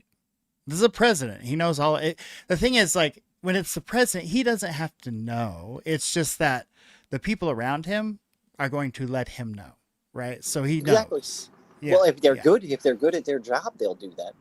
Right. So, okay. So I'm letting him continue here.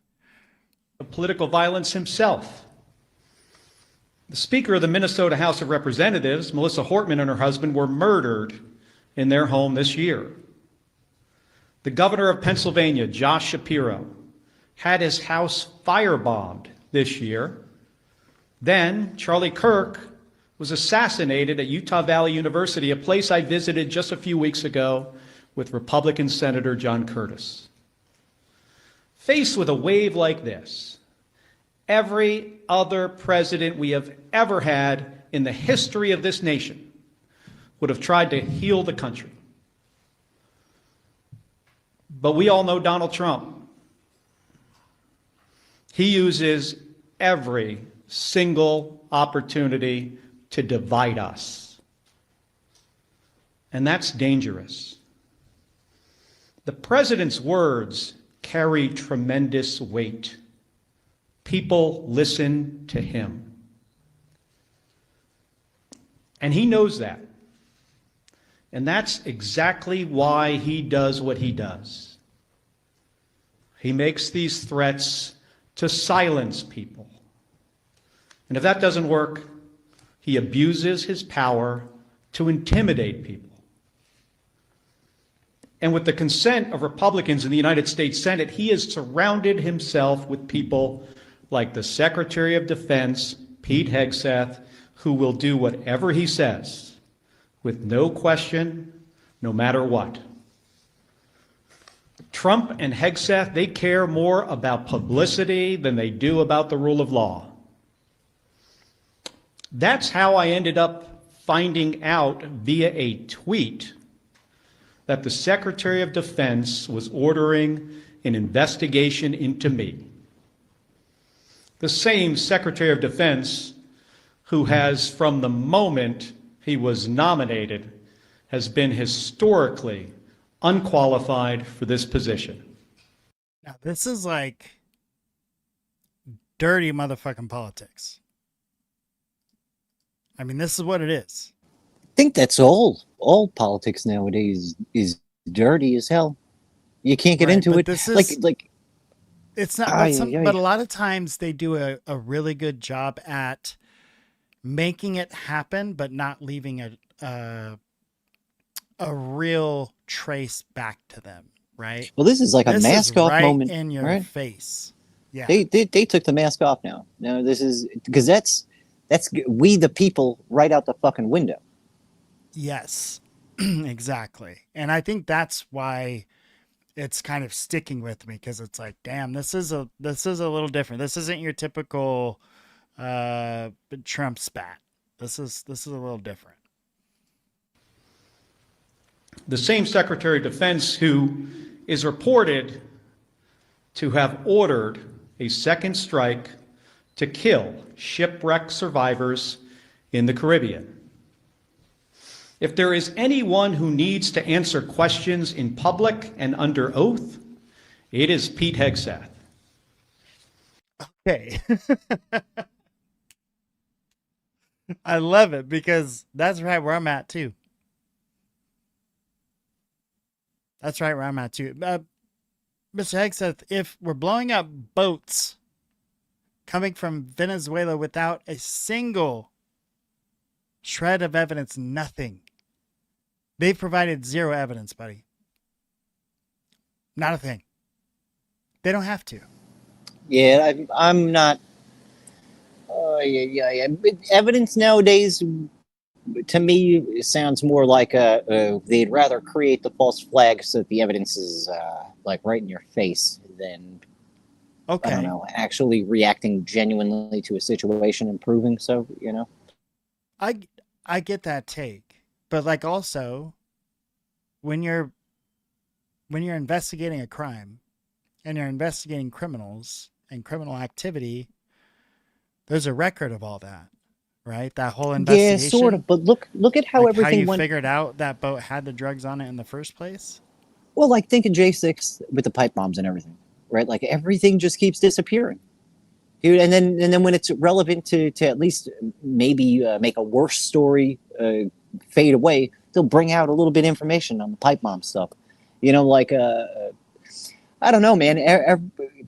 I just don't put it past them to I don't know, try to make something small look way bigger and make something Past small who? be So way you- bigger. Do you think it's Trump and his cronies, or is this the Justice Department? Is this? I think this is a deep state thing, like trickling out through him. You know, like But he wouldn't be so obvious about it. Like if he had time to think of this through and then make that statement, I Mhm. don't think that he would have said it like that.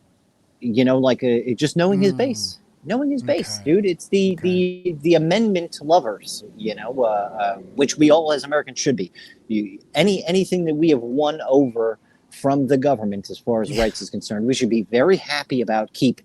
Right. You know, like so to piss all those people off by saying like, no, screw everyone, you follow your orders, and now that you're saying that that's an illegal like you're really going to point out how illegal that is. Now you need to be hung for pointing out the fucking obvious.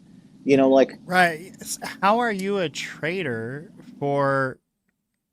Look, I probably adhering. have. This is the thing. It's already a policy. You know, Right, like we've I talked was about gonna say, that. I probably have my old Army field book around here somewhere that says that's what you do. You don't follow illegal orders. You go one step above your normal chain of command and you report that illegal order. And then if that doesn't work, you go one step above that. There is a process for everything in the military. There's a Like, that's process how we for get- wiping your ass. Okay. Do you remember the movie The Rock with Welcome Nicolas to Cage? the Rock.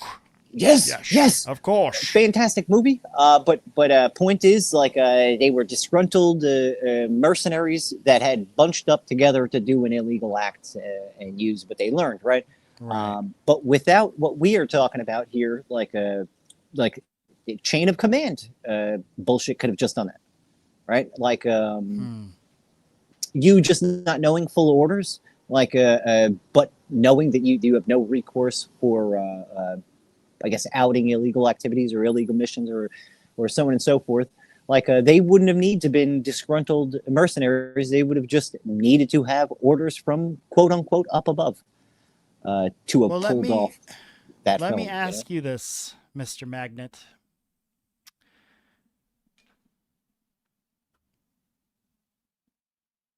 Why? I don't know. Why That's a would million he dollar question. say these folks are treasonous for saying not to follow an illegal order? No clue. Unless this is the thing. Unless like on his weekends he's like fucking doing graffiti and like driving down one ways the wrong way. Unless he's like really afraid of being outed for I don't know, because this also the whole thing. What I just mentioned was just him doing bad illegal shit. He's going to be telling other people to do bad illegal shit to get pissed off by that. Could Yeah. this be, what is it they call in wrestling, like the show part? Oh, kayfabe? Yeah, Could this possibly. be some kind of kayfabe? Yeah, yeah, but then that goes back to like this is a deep state message coming through. No matter what, who gives a shit about it? Whatever fallout, like And Senator Kelly, would you consider him, do you think, collateral in the deep damage. state, No, or no, no. I just an think he's honest guy, like you're saying, collateral damage? yeah, yeah. He happened to be the idiot to bring the message forth. Still So thinks the government works how it's supposed to. yeah, yeah, or at least that you shouldn't be doing awful, terrible things Things in with your own it. country to your own country. Yeah, like because that's to me that's like the most obvious It's a place that dangerous goes. moment for the United States of America when the president and his Go ahead. I'm sorry. Like to me, that's the most obvious place that would go, right? Like rights in other countries come after rights for our own country when it comes to like government doing things, right? Like we'll send the CIA. We don't give a shit to another country to go fuck around. We don't want to get caught, but if we get caught, it's not as big of a deal as if we have our own government pulling the same shit in our country, right? Like That was pretty shocking too, to hear a president just say, "Yeah, I sent the CIA to Venezuela." I don't know the if a CIA is president's cool ever now, done though. that. The CIA is cool now, though. Like, do you not remember everyone flashing their little fucking coins that they got from the CIA? I think I Luna must was. have missed that one. Oh man, they were all Republicans. They were new Republicans. They just popped in. They were like, "Hey, I got my CIA coin fucking today." For what? Why does the CIA give any It's just a senators bug. or like? That's what I assumed it was. But like, boy, these people all seem stupid enough to be happy to receive one. I would look at it as a death knell, like as a horse head in my bed. But Look, if you're into history, and probably if you're a politician, a congressperson, a senator, then there is to me, I think, a fascination. There's an appeal to the CIA because the things they've been involved with are like oh yeah, world and the movies, dude. affecting things. Hollywood has made it look cooler than it ever could be. You know, Unfortunately, yeah, yeah, but on purpose. Like yes. James Bond wouldn't have been so big if the MI5 hadn't funded that little bit of Well, research. I'll tell you a funny story. I'm not sure if I told you this one yet. Actually, it's not my story. It's I saw it in a documentary, which was that Kennedy's wife, Jackie, she saw Alan Dulles at a cocktail party and told him, I can't remember if she gave him a copy or just told him. I think she might have given him a copy of the first James Bond book and said, "You need to be thinking like this." And both the Dulles brothers were in, I think it was like 1932, in Germany, meeting with Hitler before the whole war and Wow. everything kicked off, going over the What? rules of engagement for the false flag that Germany had paid to happen in Poland to get. They just didn't kick off a war with Poland. They went in there for a specific reason, a politically okay reason. We're not angry with Poland. Then all of a sudden, something blew up, and a meeting got destroyed, and a bunch of Germans got killed, and they used that as a reason to start a war with Poland and take Poland over. But the Dulles brothers were there right before that kicked off. Jim Marrs, I believe, is like a Rise of the Fourth Reich.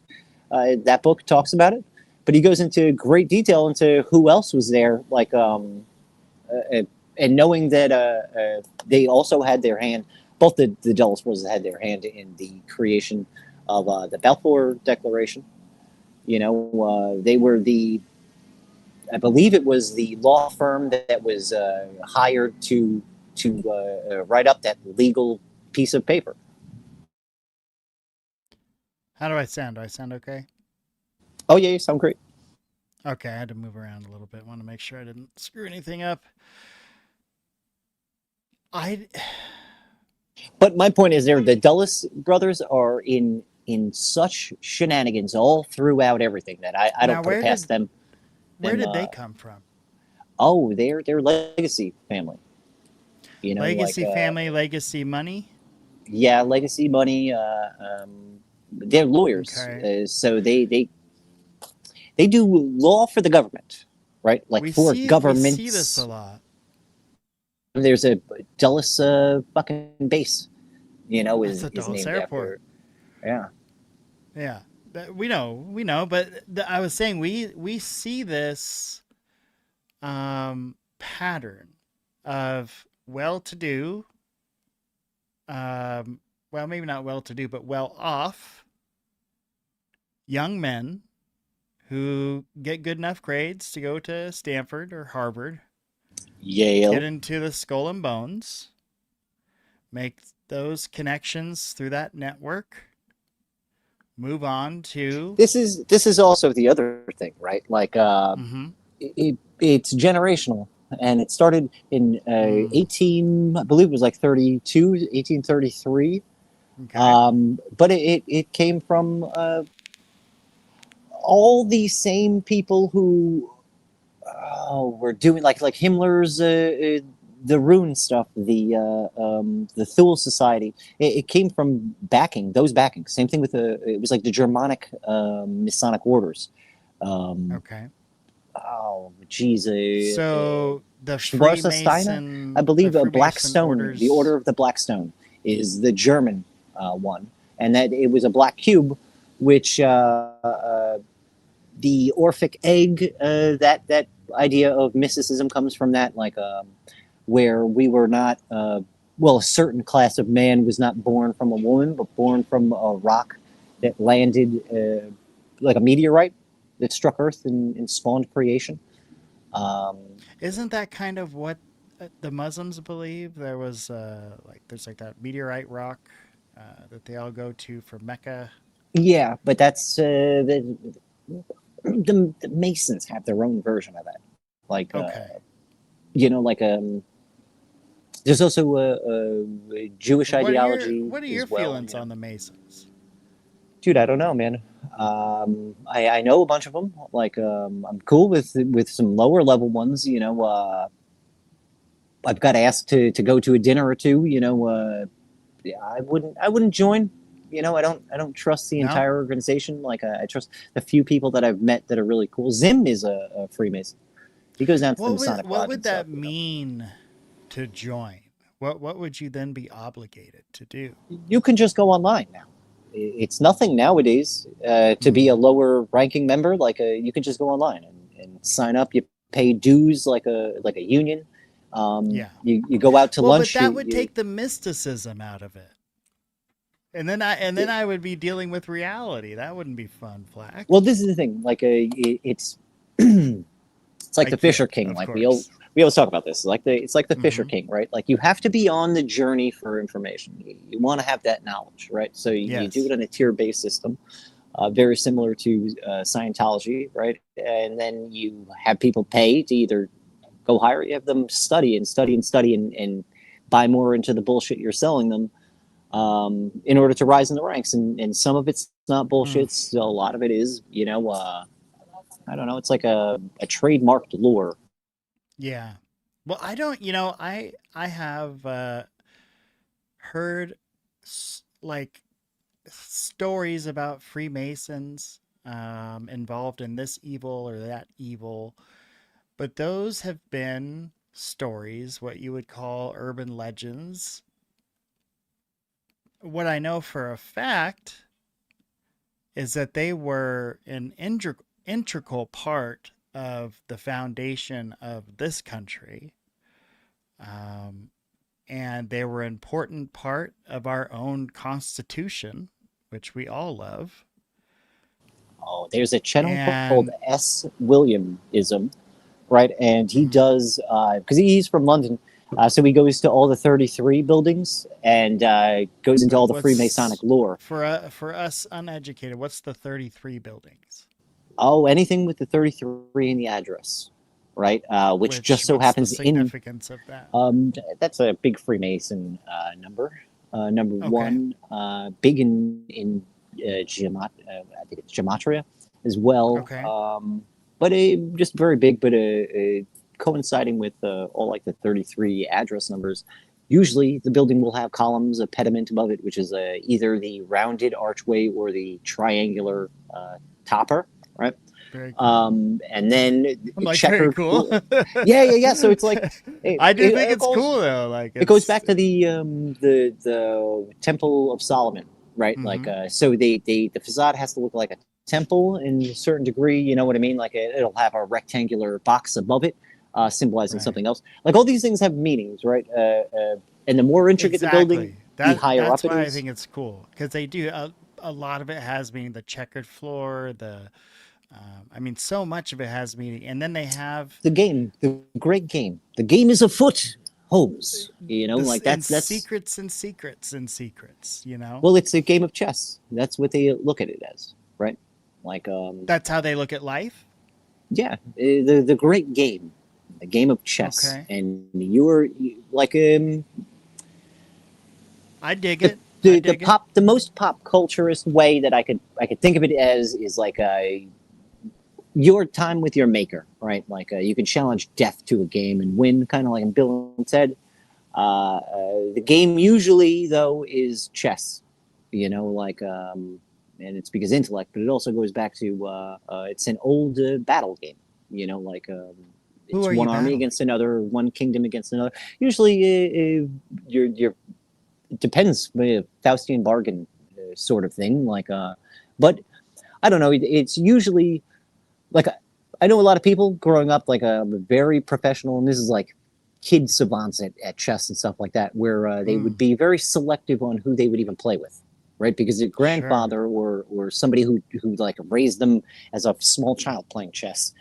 Usually, the savant types that are hanging out in Central Park for 3 days at a time, just battling people on the table chessboards, but Sure. Yeah. they don't like it's like also like a play fighting, you know what I mean? The more you play fight, the more you strategize with other people, the more they know Fake. your tactics, you know. Pick up basketball.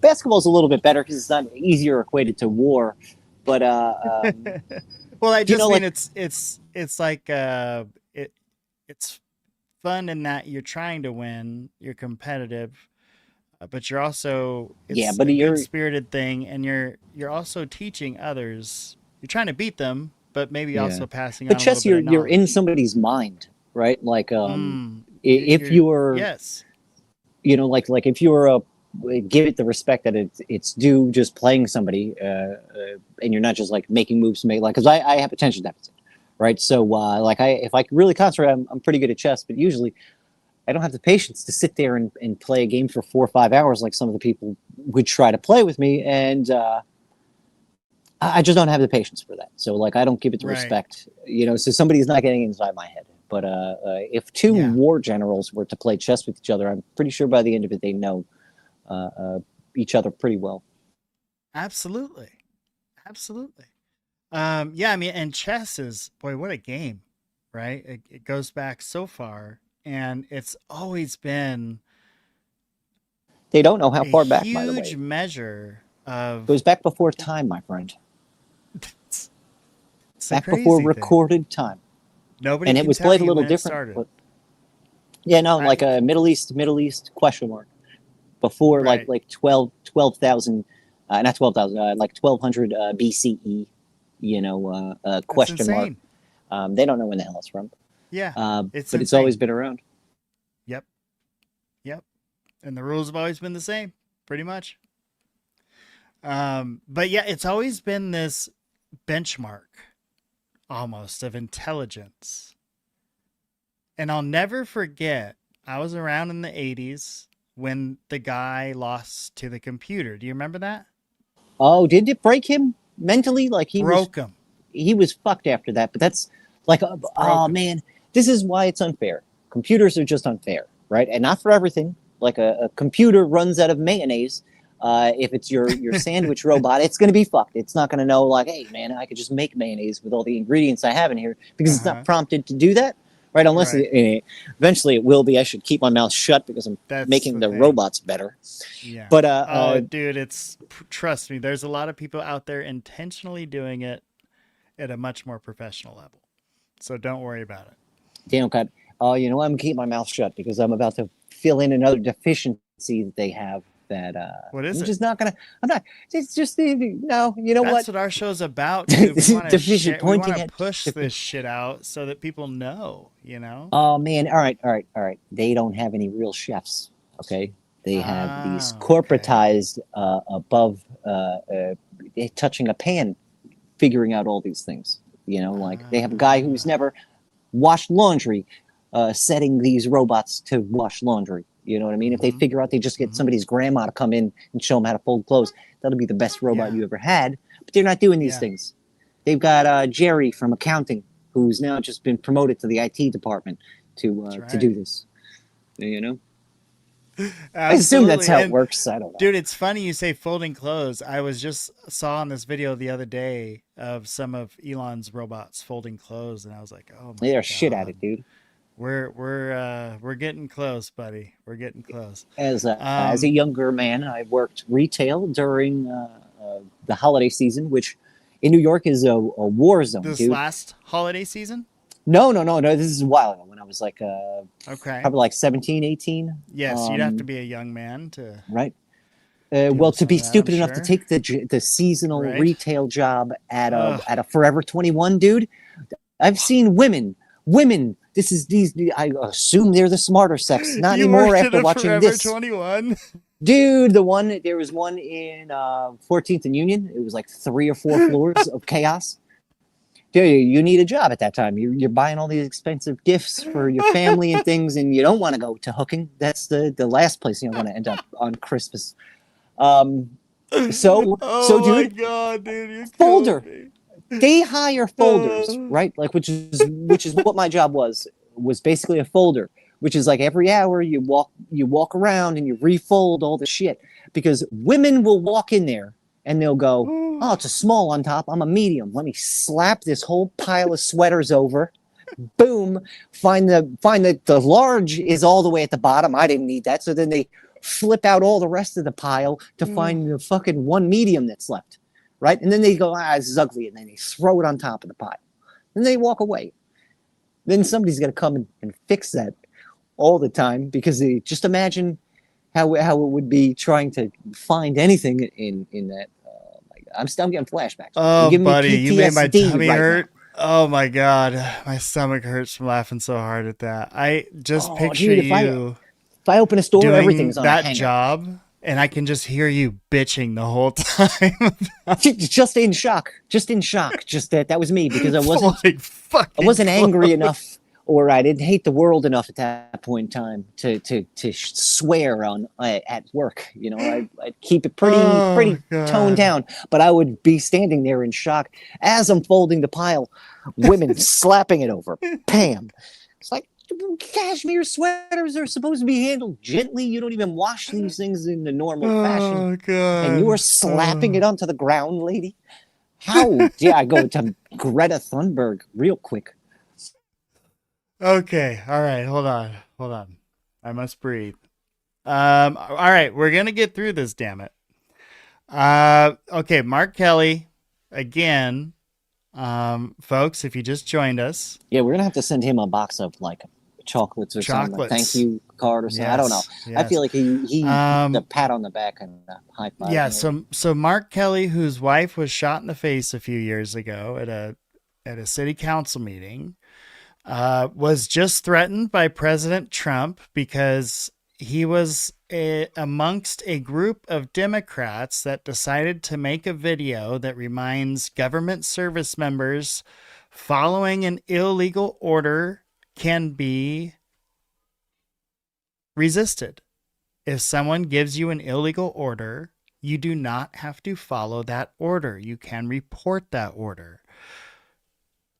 To someone in the military, that means a lot, because when you're given an order, you better follow that order, because you can literally be locked away and have the key thrown away for not following an order. Well, what would the usual thing be is AWOL, man. You just disappear.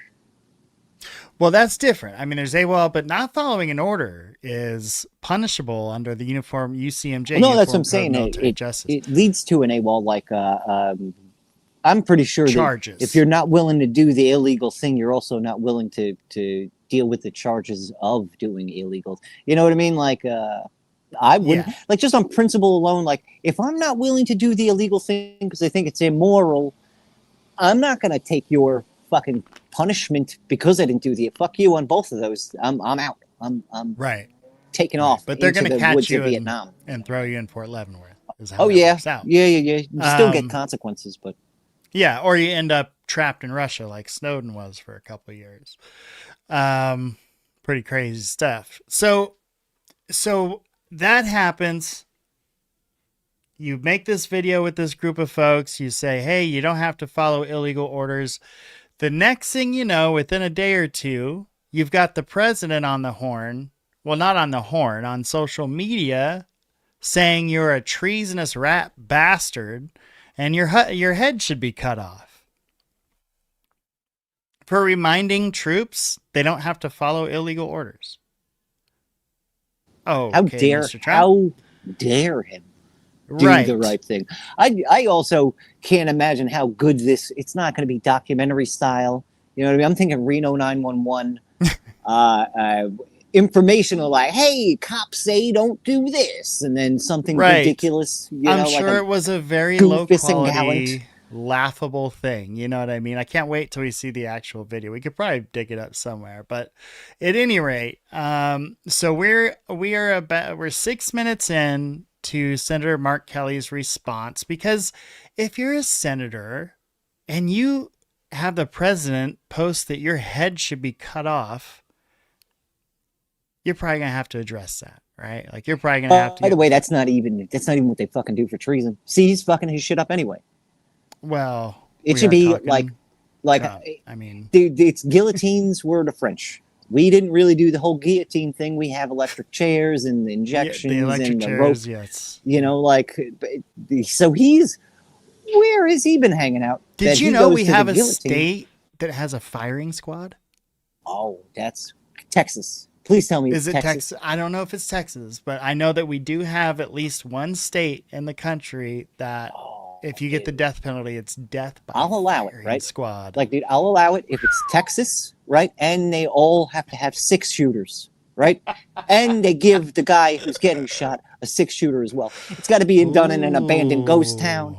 You know, like, I Old mean, West see, style, something like that, you'd have to market. Yeah, you'd have to get on TV. You know, no, we're not trying sell to commercials. We don't want this to be a thing. This is secret. It's done in secret, but fair. Secret, sometimes, but fair. But you look, people are going to want to know because it's secret. Haven't you seen The Running Man? Yeah, that's also my argument about the Freemasons. I was like, well, what if you didn't want anybody knowing about it? Why would you make it secret? You just don't tell anybody. You don't say it's a secret. You say, this is good old-fashioned information, but it's boring. That's a strategy. That's a strategy. Absolutely. Name it Operation Paperwork. So that's where we are with Senator Kelly. We're 6 minutes in, and we're going to let him continue. Here we go, Mr. Kelly.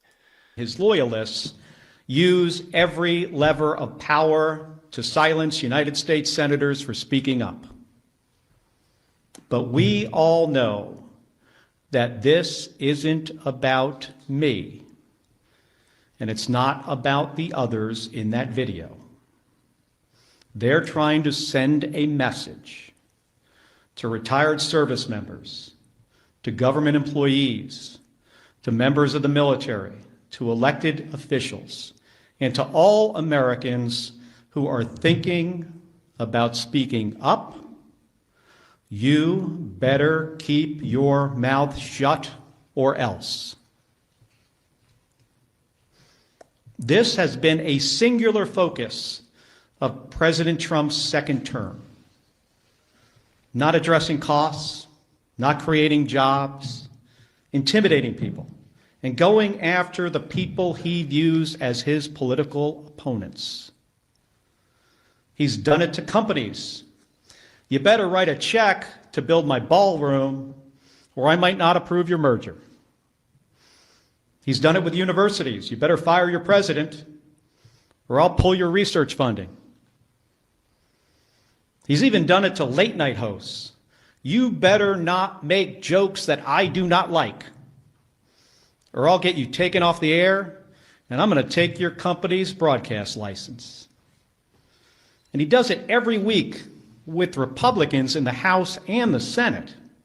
You better toe the party line, or I'll make sure you never get reelected. Okay. I mean, that is kind of true, right? Like, we've literally seen him do that. Yeah, I mean, So- we all kind of felt that though. I mean, Yeah.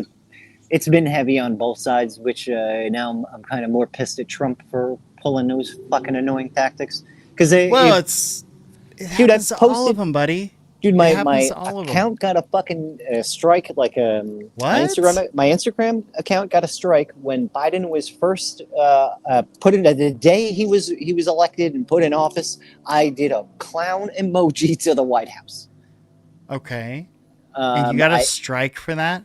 Dude, my shit glitched, kicked me off of my thing. I had to log back in, and then when I got back into it, it said that I had gotten it was the one right before a permanent ban, but like a serious fucking violation of community rights and regulations for a fucking clown emoji. For a clown Dude, they emoji. weren't even doing that with like the pizza emoji or any of the other problematic emojis. But you can still post a not a grapefruit, an eggplant and not get canceled. But I post a fucking clown emoji to the White House, and all of a sudden I'm fucking Osama bin Laden 2.0. What year was that? Do you remember? 2020, dude. It was like 2020. Yeah, that. like yeah. the day of they announced it, because I stayed up and I watched the votes come in, and I saw Trump fucking crushing shit, and then all of a sudden Biden started getting like 200,000-300,000 vote increases Yeah. in like one shot, and Big swing. so this I called him a clown. I was like, this is a fucking clown election, clown fucking Biden. But Yeah. so I did Well- that, and I didn't say anything, just a clown. But it fucked me up, man. Yeah, it's, that's the thing for me. One of the things that hit me the hardest was I was a big proponent of Obama, right? Like I served under Bush Jr. Oh and God, so Bushy Yeah. boy Junior. Okay. yeah, and so Obama was a very welcome change in my opinion back Yeah, no, then. he got everybody. It wasn't until he was in for the second time that he realized, like, oh, I can just do shit now. Well, There's no reprisal. honestly, yeah. I mean, I kind of realized it the first time because he was like, I'm going to close Guantanamo. And like, if you research Guantanamo, like, it's so illegal. Like, it's so wrong yeah, on dude. so many levels what we're doing in Guantanamo. And nobody wants to That, talk about it. redacted movie, the something report or the torture report. I don't know. It's got a big red mark over the word for it, but there was a whole movie about that, and I'm trying to figure out Yeah. which one Lou Elizondo was. Who played Lou Elizondo in that movie? Because I it don't talks know. about like the really messed up torture that they were doing over there, and that like Yeah. it was the same We're thing I talked still about with doing Trump it. earlier. We're still doing it. They don't do it anymore. They do new things that are fucked up, like Right. all the Right. old tactics got out in the wind, and people figured out like, oh, you shouldn't do that to people, so it made them illegal, and then they made it into war crimes and certain things. So now they had to switch it up.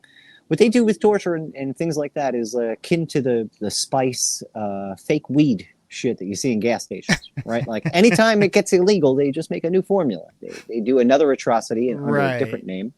Yeah, that's yeah. it. They very much still torture people in Guantanamo. I can assure you Yep. of that. But just They in never different ways. stopped. Yeah, it's been going on the entire time. So there was a Guantanamo thing, and then there was I'm going to clean up Wall Street, but then he just left all the same people in charge of Wall Street and actually deregulated. Oh yeah, the more. housing And then bubble too. the house. It was like, dude, you are And then the drones. He killed more people with drones. He killed an American citizen with a drone. Yep. Excuse Excuse I'm me. not gonna lie. I voted for him. I voted for him. I did too. The second time, I was like, I But already that's started what seeing the writing on the wall, and But I'm so I saying didn't vote the second time. that's what broke me with the like. That's where I was like, okay, you know what? The movies exaggerate, yes, but the fact of the matter is, even the people that get in these positions with the best of intent get stuck, because once they get there, they realize, and it's thrown in their face, that if they don't raise enough money to get a seat at the table, they're not going to accomplish anything. And so they have to spend this huge amount of time fundraising. And then what does that do? That leaves you open because, hey, here comes a guy with a check exactly the size you need so that you can actually get back to work and do your job. Oh, but he needs a little favor. He needs you to consider this one little thing, and then you can get back to work, Senator. That's there. See, like YouTube should be the intermediary, right? Like where the filthy marketing dollars anonymously end up in your account, to where you don't know who's telling you what to do or what not to do, or what to advertise, what not to advertise, who not to talk shit about. You know, like I'm just bringing that because that's on like the closer to our level than with Congress, right? Because even if they're the good guy, you know what I mean? Like once in a while, they're going to get funding from somebody that doesn't make it onto paperwork. You know what I mean? Right. Like all that there was like APAC money that was making it into a ton of senators' pockets. And they were not reporting that. That was not going into the coffers to further finance their political career. You know, like, so it just gets tricky. But like it even exists with YouTube. How and much stuff, U.S. aid money do you think we're going to find in these senators' bank accounts? Oh, I don't know. It's all been. What happened, I think, was the old guard was outed.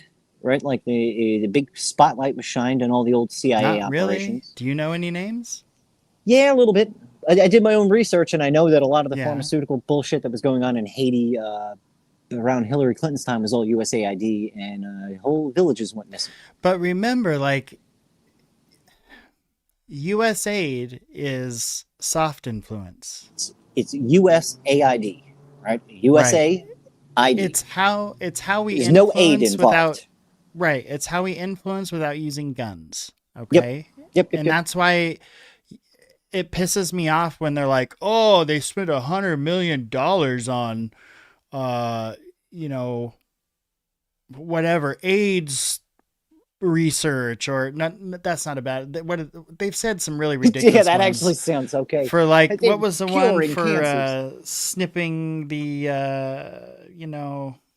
You can go even more ridiculous. The what was it, like in Colombia we funded a trans national day parade. Okay, there we go. Yeah, reason, things like that. Yeah, stupid, ridiculous, and there's so many of them that they can pull out of the hat.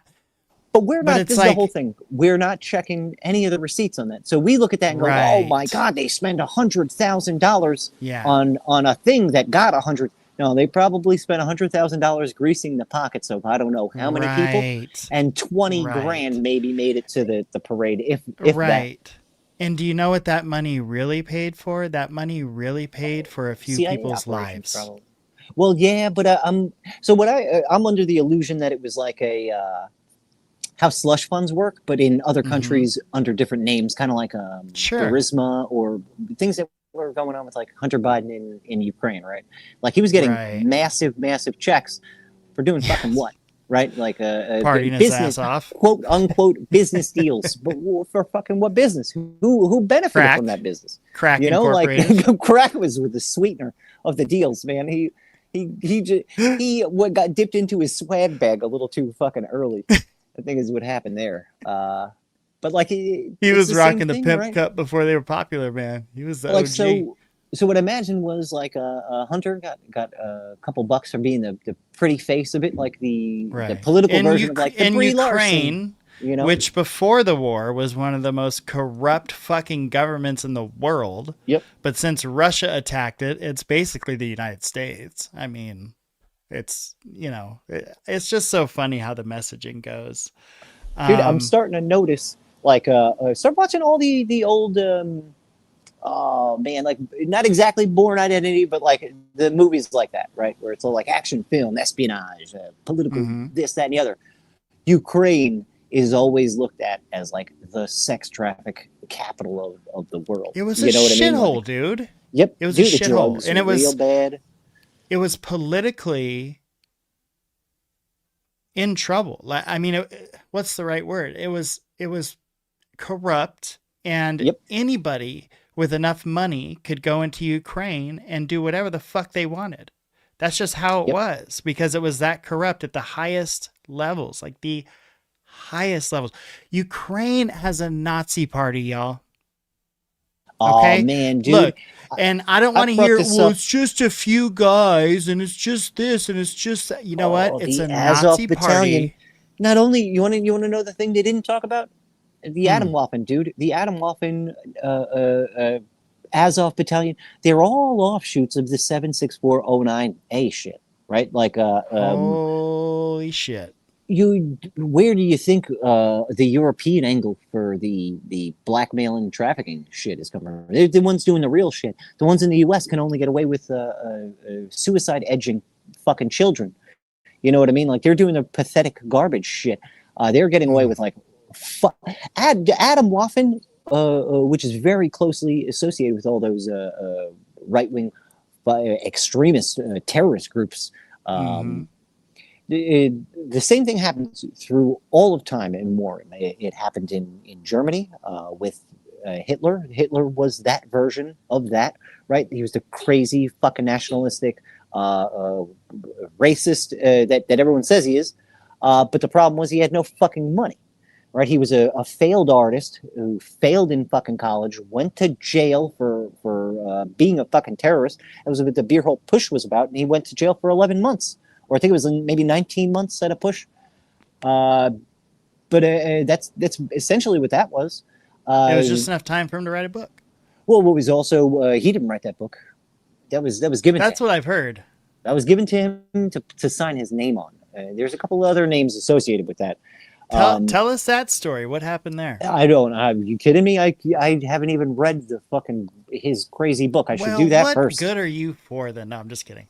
Oh man, no. Um, I try, but some things are real hard to read and not throw puke? across the room. Yeah, like Right. have a visceral reaction Right. to. So, Yeah. You're just sitting at a Starbucks reading Mein Kampf. oh god, and then having to explain while you're swearing at your tablet. Like I don't want to have to do that. I did that Oh, with it's okay, the in buddy. my own private domicile with the Epstein files, Hmm. right? Like Oh, being dude. fascinated enough to go like, no, this doesn't exist. Alex Jones is a fucking conspiracy theorist, and Hmm. then reading that the government is like, no, this exists, but we can't tell you who or I why, but I it exists. edited the first day and a half of her testimony with those investigators, and I was gonna edit the whole thing, and I couldn't. After a day and a half, Oh, I was dude. like, I can't listen to this bitch talk. Like, I just want to beat her up. I'm not a violent person, especially not towards women. But I tell you what, if I was a woman, I would get locked up in that prison on purpose just to beat her ass. Like, she was a terrible individual, y'all. She Oh was a man, pimp to children.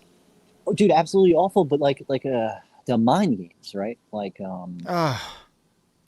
Dude, and it, she's still playing them. You listen to that interview, and she's still playing them. well, that and this is what I don't understand, right? Like I don't know. I have an aversion to doing like really immoral and terrible shit. I assume everybody has a like bit of conscience to them, where it's like Well, you okay, all think right. about the worst possible thing, right? Like, Well, you assume that she might have gone through something fucking terrible with her father, sure. Robert, I right? Like mean, because you want to find to how some she's primed. rational Well, yeah, explanation. like Yeah. how could somebody be primed to do the worst fucking thing possible? Especially she came Right. from money, right? So, like I could see a slave, right? Like now we're talking about like 1700s, like shackles in the whole nine, and Mm-hmm. no color involved, but just a slave, right?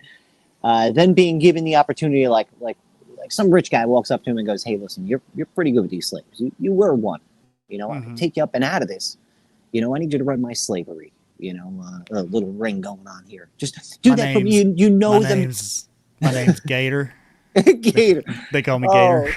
oh man, I like a Sweets. What was his name? Fucking the guy from Leonardo DiCaprio's character from Django. Because he's the worst. Oh. He's just a fucking terrible person. And he doesn't even Yes, speak just French. Mr. scumbag French. of the planet. Yeah. Bonjour, Mr. French. Don't speak French to him. He don't know any French. He'll get offended. But like Just it's the like that, worst dude. person ever. To be able to be handed that wad of cash and then go, yeah, like, fuck yeah, dude, I'll run your whole shit and do the thing that I know my entire life is fucking ruined me, but I'm gonna do that to somebody else. Like you would like to think that they at least were in a position where it's not only money that they're going to get that sweetens the pot, but it's like, oh no, they're taken out of it. It's like Sarah Kellum. It's the whole reason why I don't know, she hasn't been burned as a witch already, is simply because she was a victim. So Sarah Kellum was Sarah Ghislaine Kellum? and Kellum, I believe Kellem or UM or Kellem. Okay. Traditional spelling for Sarah. yeah, there might be an H in there Okay. at the end of Sarah and somewhere Alright. in Kellum. But Sarah Kellum was an assistant to Epstein. She was an assistant to a few other people, but she was also an assistant to Ghislaine. Okay. She became a pilot, but she started out as being an abused girl, right? But then kind of Right. worked her way up in the organization, and eventually became a similar to Ghislaine, bringing girls in, setting up the Sarah appointments for abuse. Kellen Vickers. Is that her? Okay. That's her. Yep. Keep going. I'm sorry. So I just want to let the people know. she was this one that I'm talking about, right? She's the one who was brought up out of the thing to run the thing. Ghislaine isn't that though. She came from opulence and political wealth, and her dad ran the fucking mirror. Exactly what the CIA yeah. would look for, or MI5 would look for, to do themselves, but they would need a face and a name that isn't associated with them. So that's I assume what that was, but there's none of the redeeming shit for Ghislaine. No, just a shitty person. That's all there is to her. Nothing more, nothing less. She is a shitty person who can be bought and sold. And Plain and all right, simple. so we'll just go on graffiti stuff, right? Let's say I get caught, right? And the cops do their normal cop thing. They do an investigation. They get pictures. They get camera evidence. They get video of you doing the fucking thing, right? And then they slap all that right down in front of you, and they go, "You did this, and we know you did this." And then you go, "No, I didn't. That's not me, right? I'm not that good of a criminal, so I'm not a criminal." Okay. Well, no, but that's what a criminal would say. That's not me. I don't know what you're talking about. That's what Ghislaine said. Okay. That's the typical criminal. Me, I go, you got me. You got me. That was me. I won't do it again. Fucking, okay. All right, cool. The jig is up, That's why I'm not a fucking criminal. That's why I'm not a career criminal. That's why I'm not a We need to talk, Flak, because even if you didn't do anything, they can get you if you're stupid. Yeah, but I'm not lawyer. stupid. And I did the dumb thing. And that's why, listen, that's why you do a felony amount of damage to other people's property, and you get caught, and then you don't be a scumbag and you admit, and then you get misdemeanor charges, and you wind up doing fucking rather than jail time, you do community service and stuff. I don't know. That sounds I very did something specific. wrong while I was doing it. I got in trouble for shit, dude. I got in trouble for shit, and that's okay. That doesn't. Yeah, that's not like that's something a teenager would do, man. Yeah. That shit happens. But as an intelligent, I have to admit, I'm slightly intelligent. So as an intelligent teenager, you kind of know when you're doing something wrong as you're doing it. But you're I think a even teenager, and that's the point. Yeah. So I got in trouble. But but you would also you wouldn't make that decision today. Well, no. But my whole point is faced with the evidence of me doing said crime, I lack the ability to deny. And now that's with just graffiti. That's just with bullshit. Something I consider criminals stupid. do. to get arrested for. Yeah, but these criminals are trafficking and abuse of children, right? So like Right. imagine having that shit slammed in your face, like boom, right in front of you, and then they go, Mm-hmm. "You did it. We know the whole thing," and then for you to still go, "Nope, that wasn't me." Yeah. That's but like with an eloquent little accent and the ability to convince people that isn't you, because that's what that crazy bitch was. That's Ghislaine's tactic. Was like, no, it couldn't have been me. Look, I'm Mary Poppins. I'll give you a spoonful of sugar and hypnol, and you'll love it. You'll own nothing and be happy. That's kind of almost what happened there. Yeah. Well, remember when she. Oh God, I just lost my train of thought. But yes, she said that they said that the testimony they were giving, that she was not benefiting at all from that testimony. And then like literally the next day they moved her into that federal prison.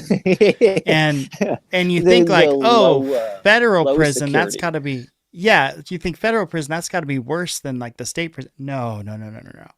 The federal prison where she went was way better than the state prison that she was being held at. I mean, she had fucking puppy time, folks. Shit. Puppy Oh time. my God, dude, they let her molest the puppies too. Right. Like that's the wild shit. Our government let her molest the puppies because that's what that was. I'm not changing my mind. A predator plays with the dog, he's molesting the dog to me. I'll say this: it's possible. We live in a world where that's possible. At any rate, even if she wasn't, I'm saying she was because she's been known to do so in the past to innocent I'm children. trying not to get sued here. Okay? All right, allegedly. Allegedly. We're covered. Disavow. I disavow my own statement. I disavow everything I've said so thus far. We're going to get through this. Senator Mark Kelly still responding. Here we go. I've got to get going because folks, it's just getting a bit late. But you leaving? Okay. Yeah, I'm almost Get the hell out of here. I'm trying to get through my updates. Okay, nothing but disruptive. I'm gonna charge up, eat some food because I did not eat dinner yet too, and then I'm gonna try and rush back. Hopefully, I got a bit of charge. Hopefully, I can hop on before you end it. Yeah, hopefully I'm still here, buddy. I got a few things to get through still, so you got plenty of time. All right, peace out, brother. So good. All right, buddy. Fucking talking to you, dude. Absolutely. I'll see you soon. All right, so I'm gonna switch this over. So again, Senator Mark Kelly responding to Trump, and as long as I don't keep interrupting it, which I shouldn't now because Flak's gone, we might actually get through this. Here we go. This comes at a cost. And not only to American companies, colleges, and comedians. It damages... Actually, I'm going to rewind it just a minute here. People he views as his focus, service members. A power to silence United States senators for speaking up. But we all know that this isn't about me. And it's not about the others in that video. They're trying to send a message to retired service members, to government employees, to members of the military, to elected officials, and to all Americans who are thinking about speaking up. You better keep your mouth shut or else. This has been a singular focus of President Trump's second term.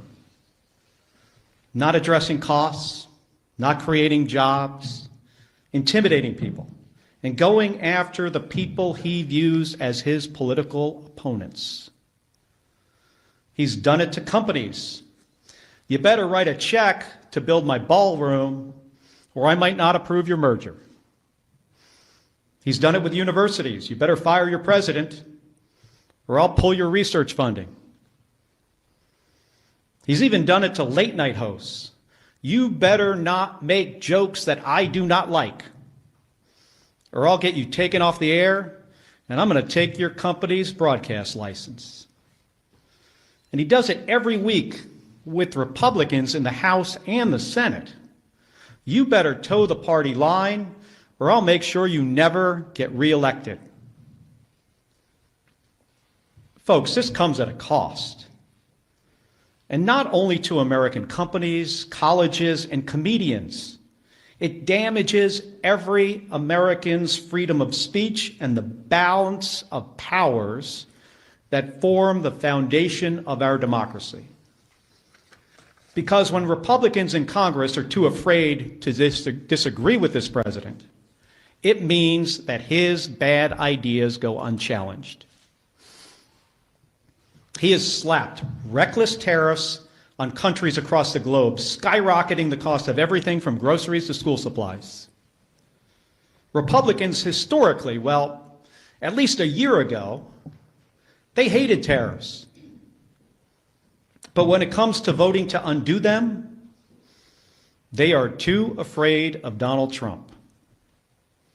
So Americans pay more for just about everything because of spineless politicians. It's the same with healthcare costs. There are Republicans in the House and the Senate who really want to do something to prevent these healthcare premiums from spiking for millions of Americans. The solutions are simple, but President Trump says he doesn't want to. So nothing happens. Nothing except a government shutdown. It goes on and on. The president has gone too far. Everybody needs to wake up. The occupant of the Oval Office is ignorant to the Constitution and has no regard for the rule of law. Trying to silence me, in proposing to court-martial me, in threatening to kill me for fighting back when our democracy demands that we must fight back. President Trump has crossed the line. And this time, it's not going to work. I will not be intimidated by this president. I am not going to be silenced by this president or the people around him, because I've given too much in service to this country to back down to this guy. In 1991, when Donald Trump was driving the Taj Mahal casino into bankruptcy, I was getting shot at over Iraq and Kuwait. In 2001, after Donald Trump said that the collapse of the Twin Towers meant he now owned the tallest skyscraper in Manhattan, I was carrying flags honoring 9/11 victims into space on a rocket ship. In 2003, when Donald Trump was writing birthday greetings to the monster Jeffrey Epstein, I was the first on the scene to recover the bodies of my fellow astronauts who died when Space Shuttle Columbia exploded during re-entry. In 2011, when Trump was hosting a reality show and peddling conspiracy theories against President Barack Obama, I was sitting next to my wife's hospital bed as she recovered from a gunshot wound to the head. My point is this: I've been through a lot worse in service to my country. The president and Pete Hegseth are not going to silence me. They aren't going to keep me from speaking out, and they're not going to keep me from doing my job. Enough of the bullying, enough of the intimidation, enough of the threats, enough of your nonsense. Doesn't help anyone in our country afford their groceries or pay their medical bills. And it erodes the rights of every American. My job is to fight for them, to stand up for the Constitution, and nothing is going to stop me from doing my job. Thank you, and I'll take some questions. One second. Give me that folder there. Just sit this down here. Can you, well, I know it's Manu from CNN, but for everybody, just starting with you, just say who you are, what station. The White House said today that Admiral Bradley gave the order for that second strike on the Venezuelan boat. They also said this was a lawful strike. Yesterday, you said the second strike could be a war crime. Do you think that Bradley committed a war? Let me just start, Manu, by saying that there needs to be an investigation. We need to pull some of these members of DOD and the military into the armed services committees in the House and the Senate. That's what the White House is saying. I hope what has been reported is not accurate. The fact that they haven't done that for any of them yet is a little disturbing. I mean, we've been engaging in blowing up these boats. And yes, they have drugs on them, but they also have people on them, living, breathing people on them, who we are killing when we make these strikes. And the most disturbing recently that we have heard of is once it was realized that there were survivors from the initial strike on the boat, they ordered another strike specifically to kill the survivors.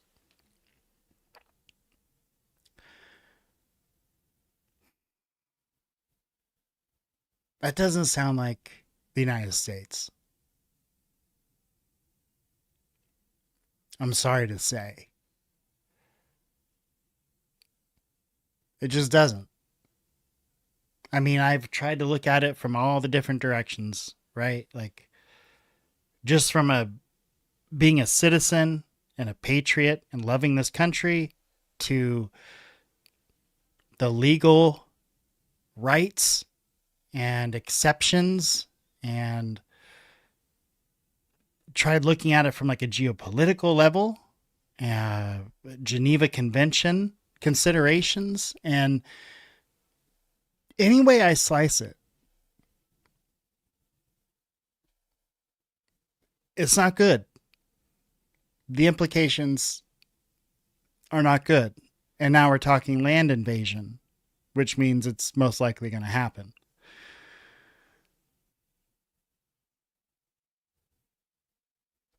So that's what Mark Kelly's being asked about right here, is what do you think if Hegseth actually did order that additional strike to make sure all of the living targets, people, humans, were neutralized, i.e. dead? I revere members of the United States Navy, especially special operators, Navy SEALs. These are the most highly trained, individuals in our military. I have deep, deep respect for them. So I hope what we are hearing is not accurate. I will say, though, as somebody who has sunk 2 ships myself, that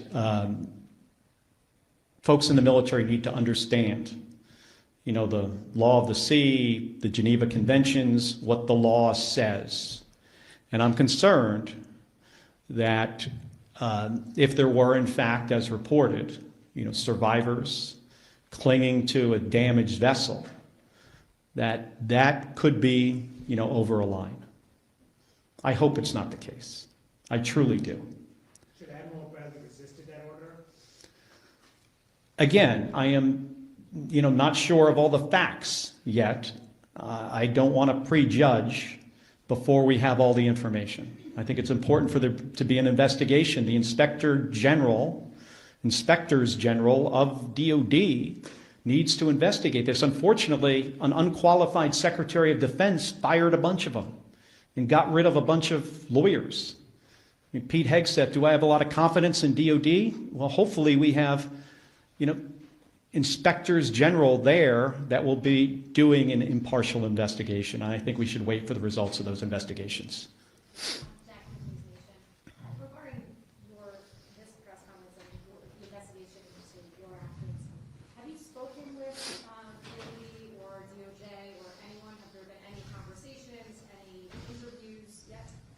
Like I said in my remarks, I was notified of a potential court-martial through a tweet by the Secretary of Defense. I mean, think about that for a second. How ludicrous is that? That's beyond, y'all. It's not just decorum. It's professionalism, common courtesy. Like, I remember, I'm pretty sure James Comey was terminated in the same way. He was actually flying home on the FBI jet when he saw a tweet from Trump saying he was fired and being replaced. I don't know any White House has ever operated like that. And I'm not I'm not a snob. I'm not, oh, how dare he? But like, there's just basic things. Like, that's your job. That's how you provide for the family.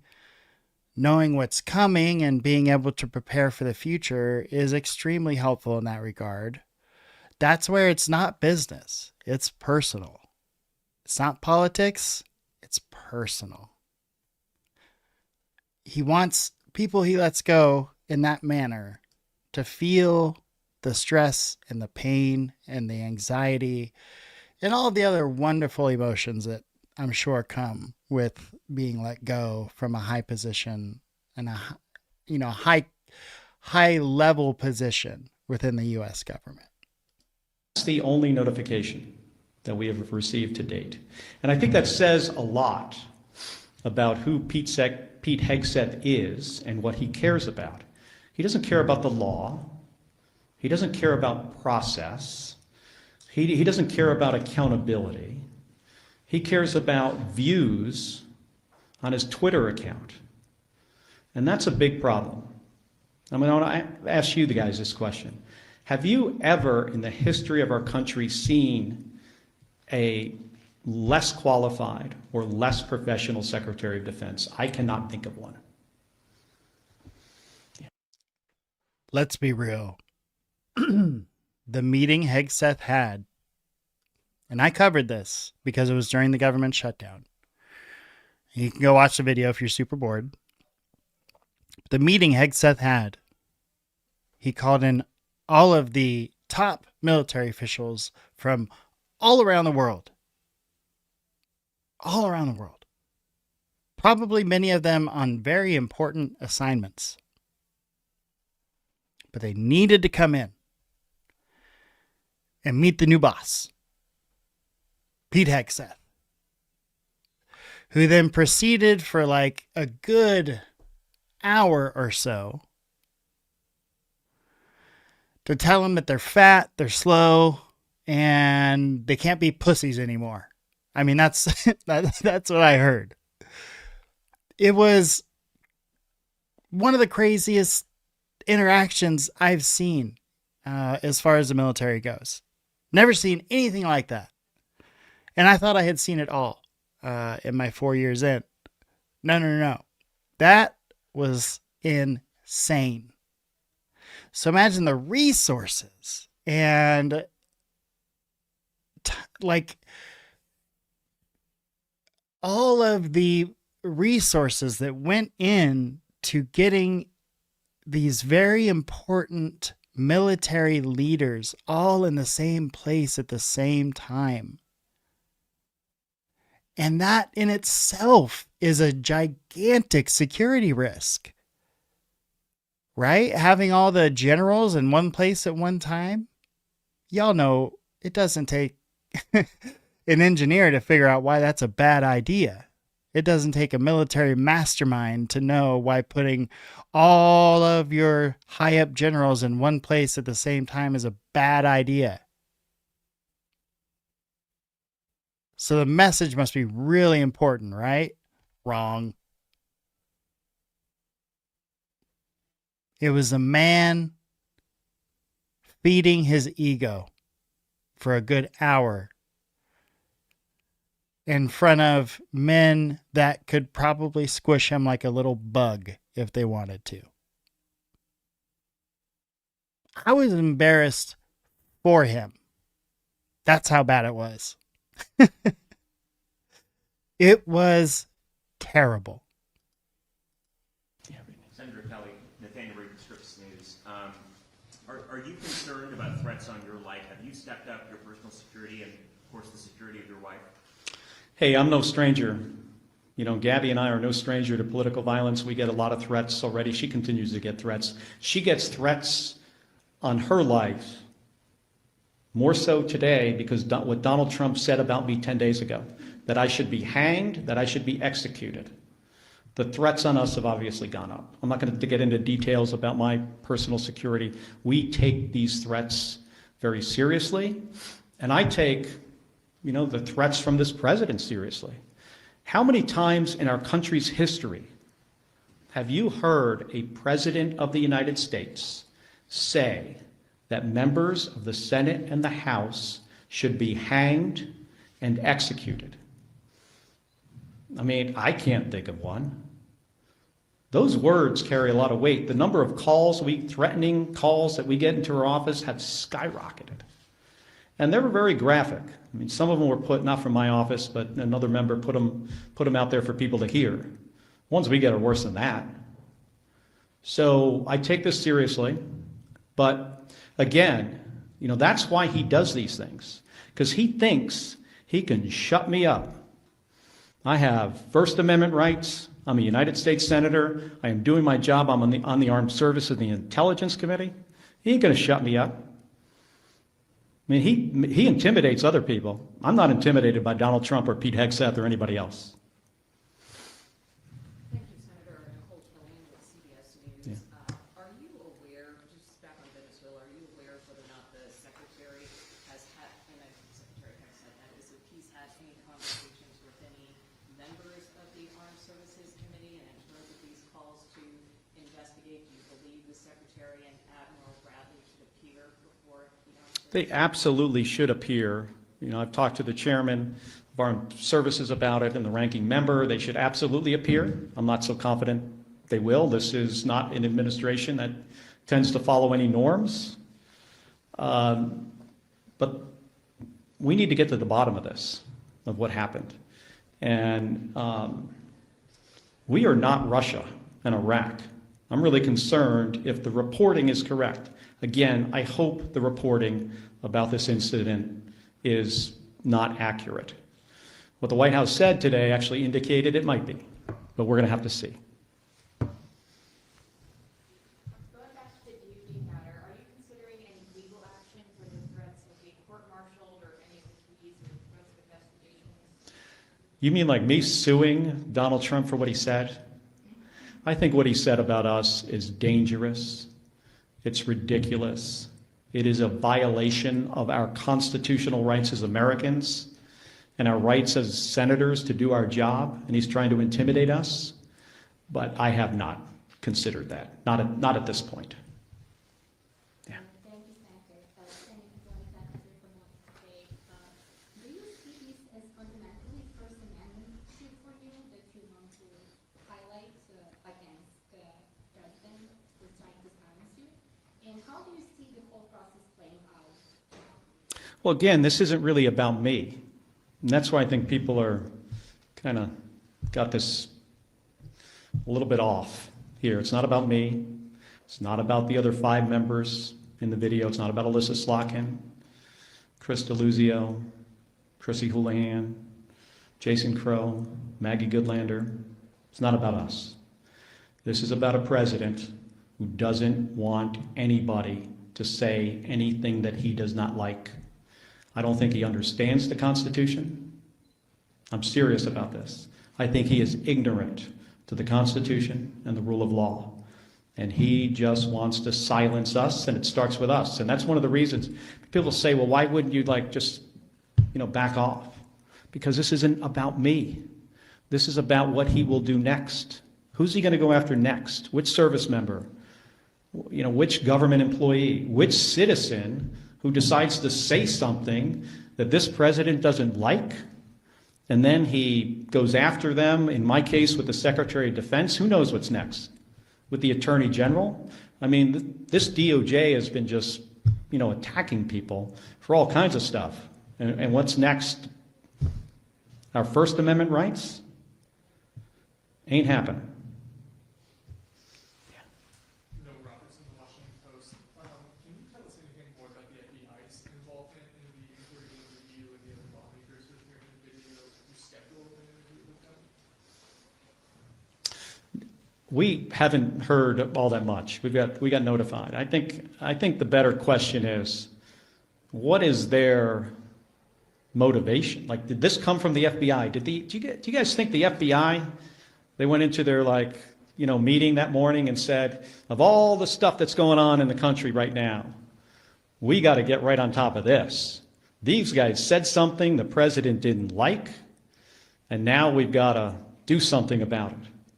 Or do you think it's possible that the president told his FBI director to tell the FBI agents to reach out to these guys?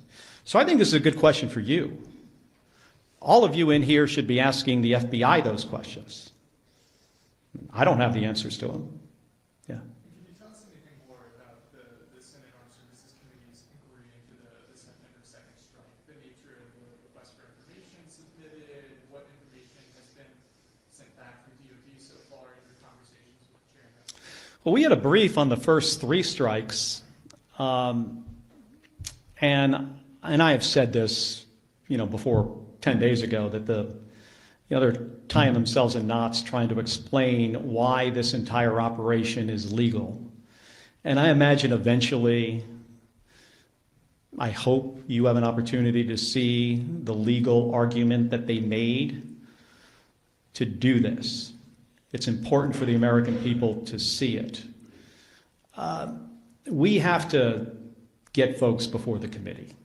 And, that process might take a little while. But I ultimately think we're going to get to the bottom of this. And again, if what seems to happen actually happened, I'm really worried about our service members.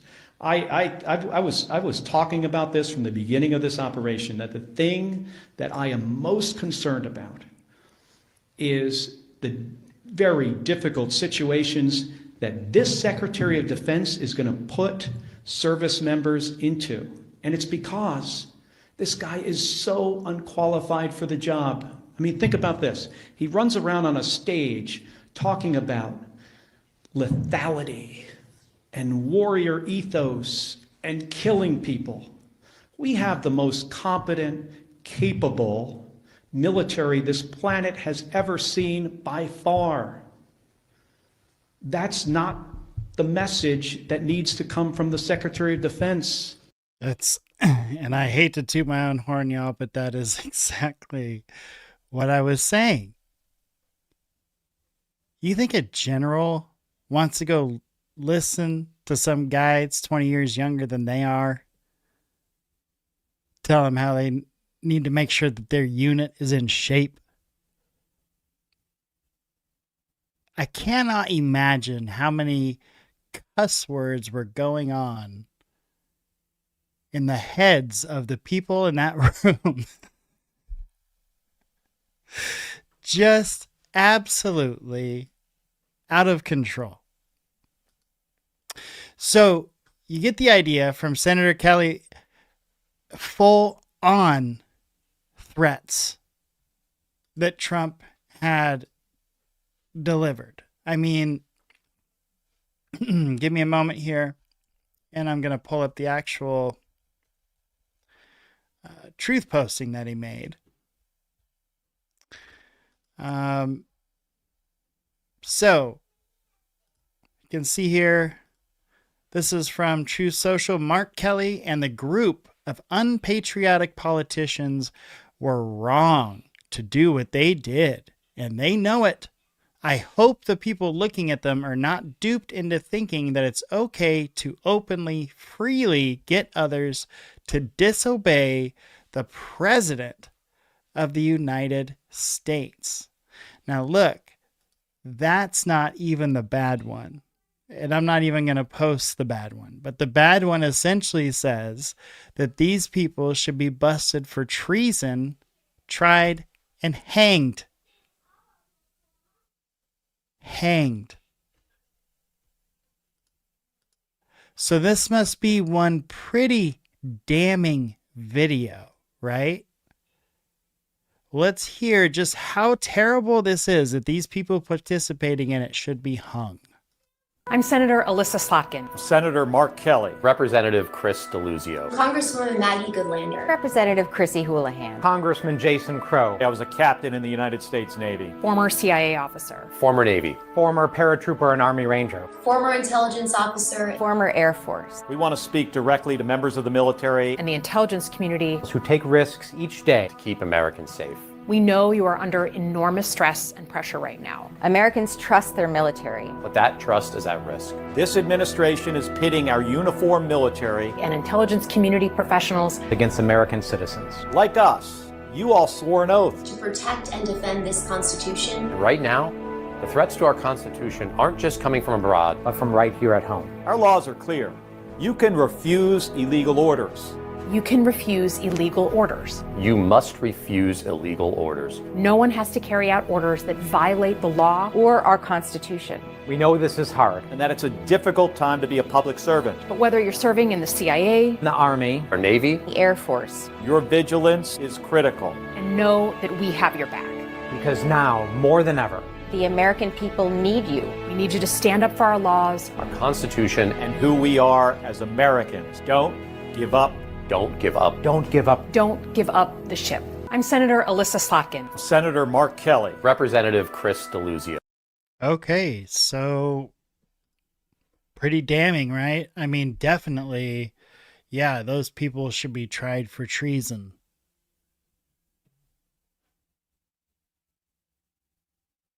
Nah.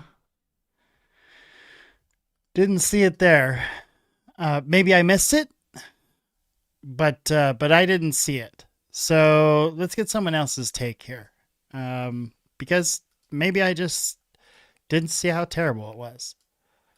As a debate, if you can call it that, broke out today over what it means, and calls by the President of the United States for charges of treason against 6 Democratic members of Congress. Treason, as you might know, is punishable by death. President Trump amplified a Truth Social post calling for the lawmakers' death by hanging. This, ladies and gentlemen, is where we are. Article 92 of the Uniform Code of Military Justice says service personnel must obey lawful orders. Failure to obey lawful orders can result in court-martial. There is, however, an important qualifier. Military personnel have a duty to disobey a manifestly illegal order. That means the order's illegality must be, quote, clear and obvious. Examples: orders to target civilians, orders to falsify documents, orders to commit crimes. 6 Democrats in Congress, all of whom served in the United States military or the U.S. intelligence community, released a video to members of the military and intelligence community, and here, from that video, are the most pertinent excerpts. Americans trust their military. But that trust is at risk. This administration is pitting our uniformed military And intelligence community professionals. Against American citizens. And right now, the threats to our Constitution aren't just coming from abroad, But from right here at home. Our laws are clear. You can refuse illegal orders. So let's dig into this a bit. In California, the Democratic governor challenged the legality of Trump's National Guard deployments there. For a member of the military, following that order to deploy would be legal. Yes, legal. Why? Because of the order's presumptive legality in that it flowed in the proper chain of command from the chief executive of the United States on down. The lawmakers who put out that video said only illegal orders can be disobeyed. Nevertheless, Trump called the video, quote, seditious behavior at the highest level, unquote, said the lawmakers, quote, should be arrested and put on trial, unquote. And here is the repost calling for the lawmakers to be hanged. House Speaker Mike Johnson, by way of defense of Trump, said the Democrats told troops to, quote, disobey orders, unquote. You can judge that line of defense for yourself. There is, of course, some history here. Trump, many, many months ago, warned about enemies here at home. He meant Democrats in government. Listen. We have 2 enemies. We have the outside enemy, and then we have the enemy from within. And the enemy from within, in my opinion, is more dangerous than China, Russia, and all these countries. Democratic leaders in the House and Senate today denounced Trump's rhetoric, as did Pennsylvania Governor Josh Shapiro. One of the senators in the video, Lisa Slotkin of Michigan, a former CIA officer, had this response to the president. If fear is contagious, so is courage. And I think when a lion's share of Americans understand that it is in their own power to push back on this kind of rhetoric and this kind of threat, that's when we actually turn the tide. And I'm not going to shut up because Donald Trump is threatening me. Starting us off tonight, North Lawn of the White House, Nancy Cordes. Nancy, you had an exchange with Caroline Leavitt during today's White House press secretary briefing. Let's play that exchange for our audience.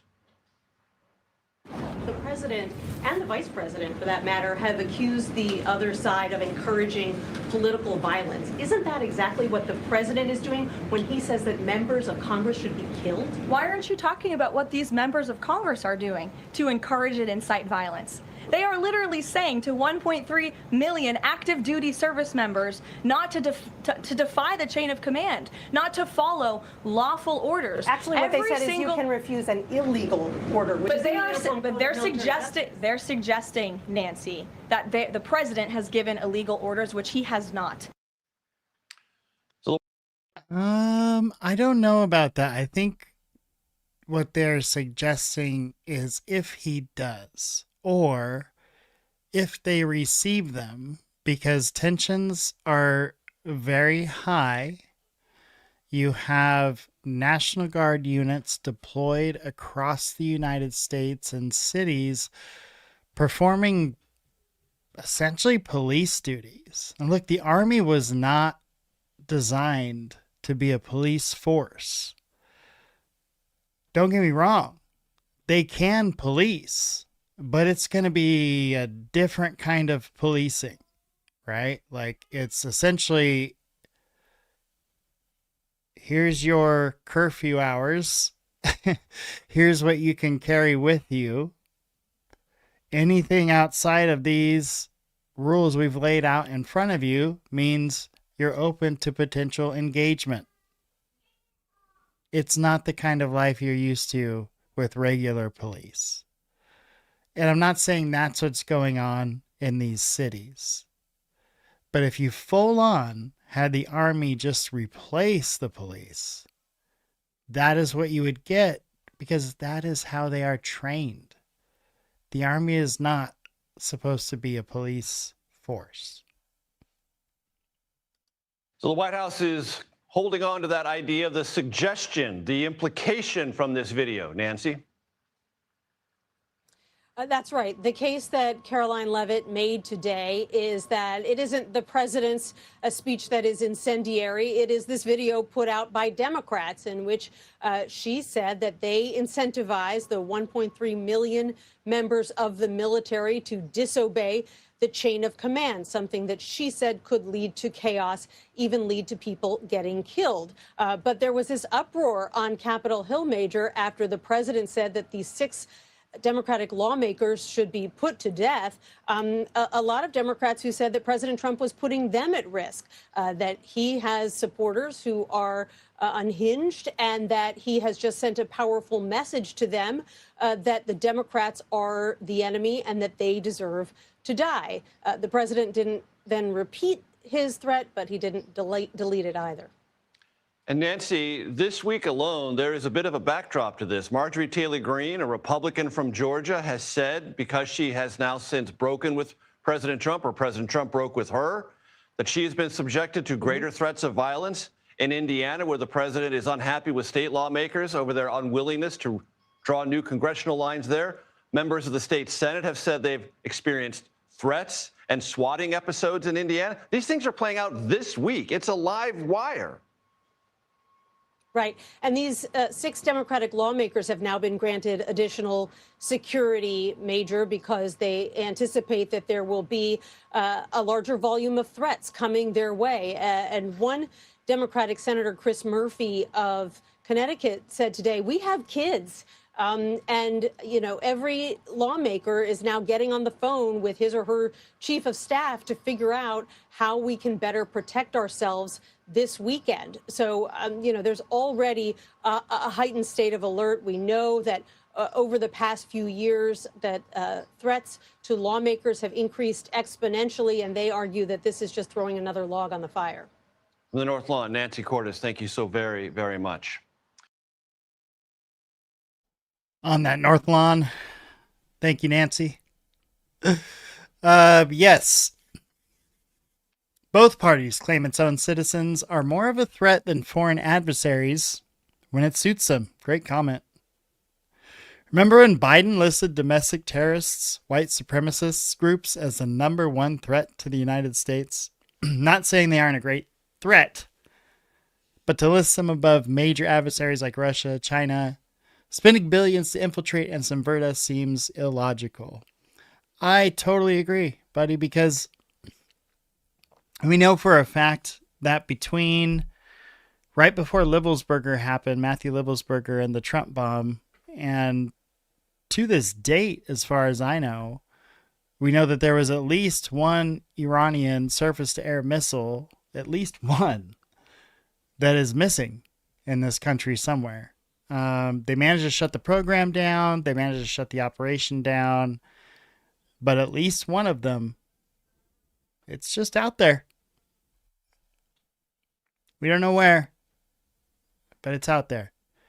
And yeah, that's certainly a bigger threat, I would say, than some local groups that are unhappy with something the government's doing at the current time. Okay. Venezuela. I tried to find kind of a good summary of what's going on with Venezuela. So this is actually from, what source is this? MS Now. And this has to do with the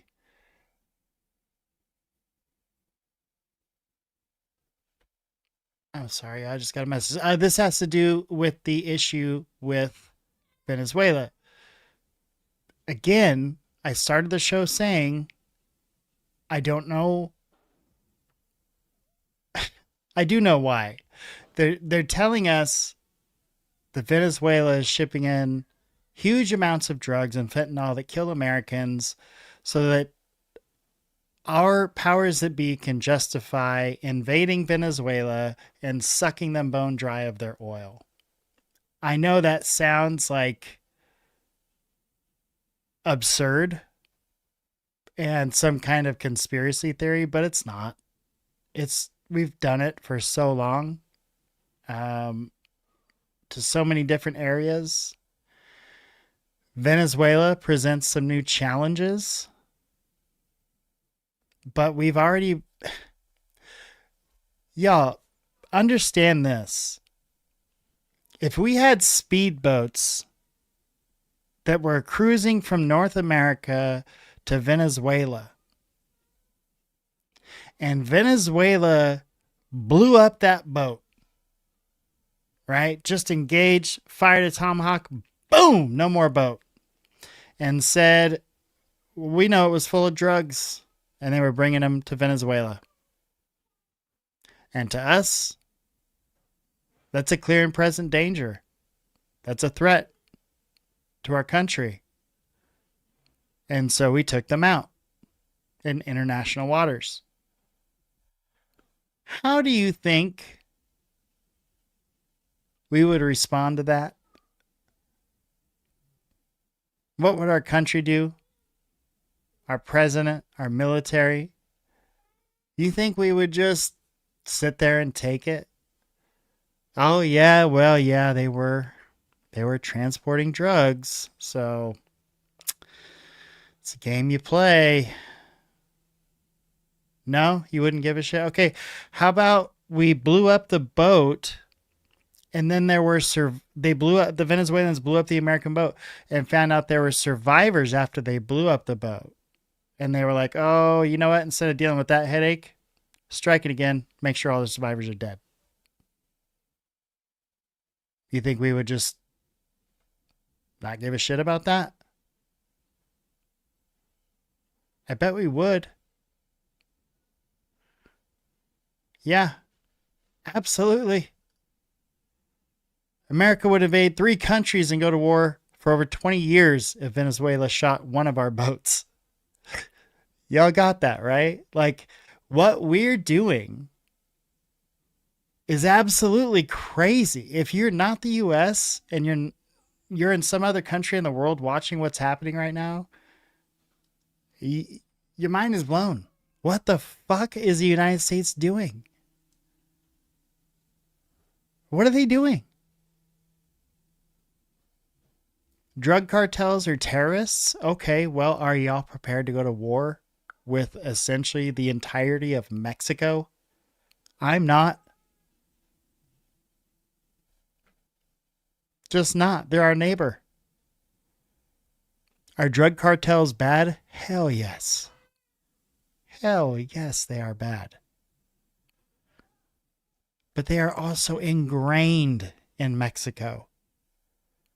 They are a part of that culture for so long. To weed it out would take a massive effort. And you're not going to do it with bullets. Don't get me wrong, bullets will be a part of it. But you're not going to fix it all with bullets. So it's clearly a play. And typically in a play, if it's a play, you're going for resources. And as I said earlier, Venezuela's got lots of oil. Now, this is supposed to be an objective report on the situation here. If it seems silly, I, of course, will just click it off and move on to the next story here. But this is somewhat of a breakdown of how we got to where we are within a few minutes. President Trump is now ramping up his pressure campaign against Venezuela. Earlier today, he wrote on Truth Social, "To all airlines, pilots, drug dealers, and human traffickers, please consider the airspace above and surrounding Venezuela to be closed in its entirety." That post came just a day after the Washington Post reported that the Defense Secretary Pete Hegseth gave the order on the first Caribbean boat strike, saying, "Kill them all." That's according to a source. And after the New York Times says Trump spoke with Venezuela's leader, Nicolas Maduro, just last week. So while Trump attempts to justify a war in this hemisphere, Venezuelans are bracing for what's next. Joining us is Ana Vanessa Herrero, a reporter for the Washington Post who covers Venezuela. And back with us is General Mark Hertling.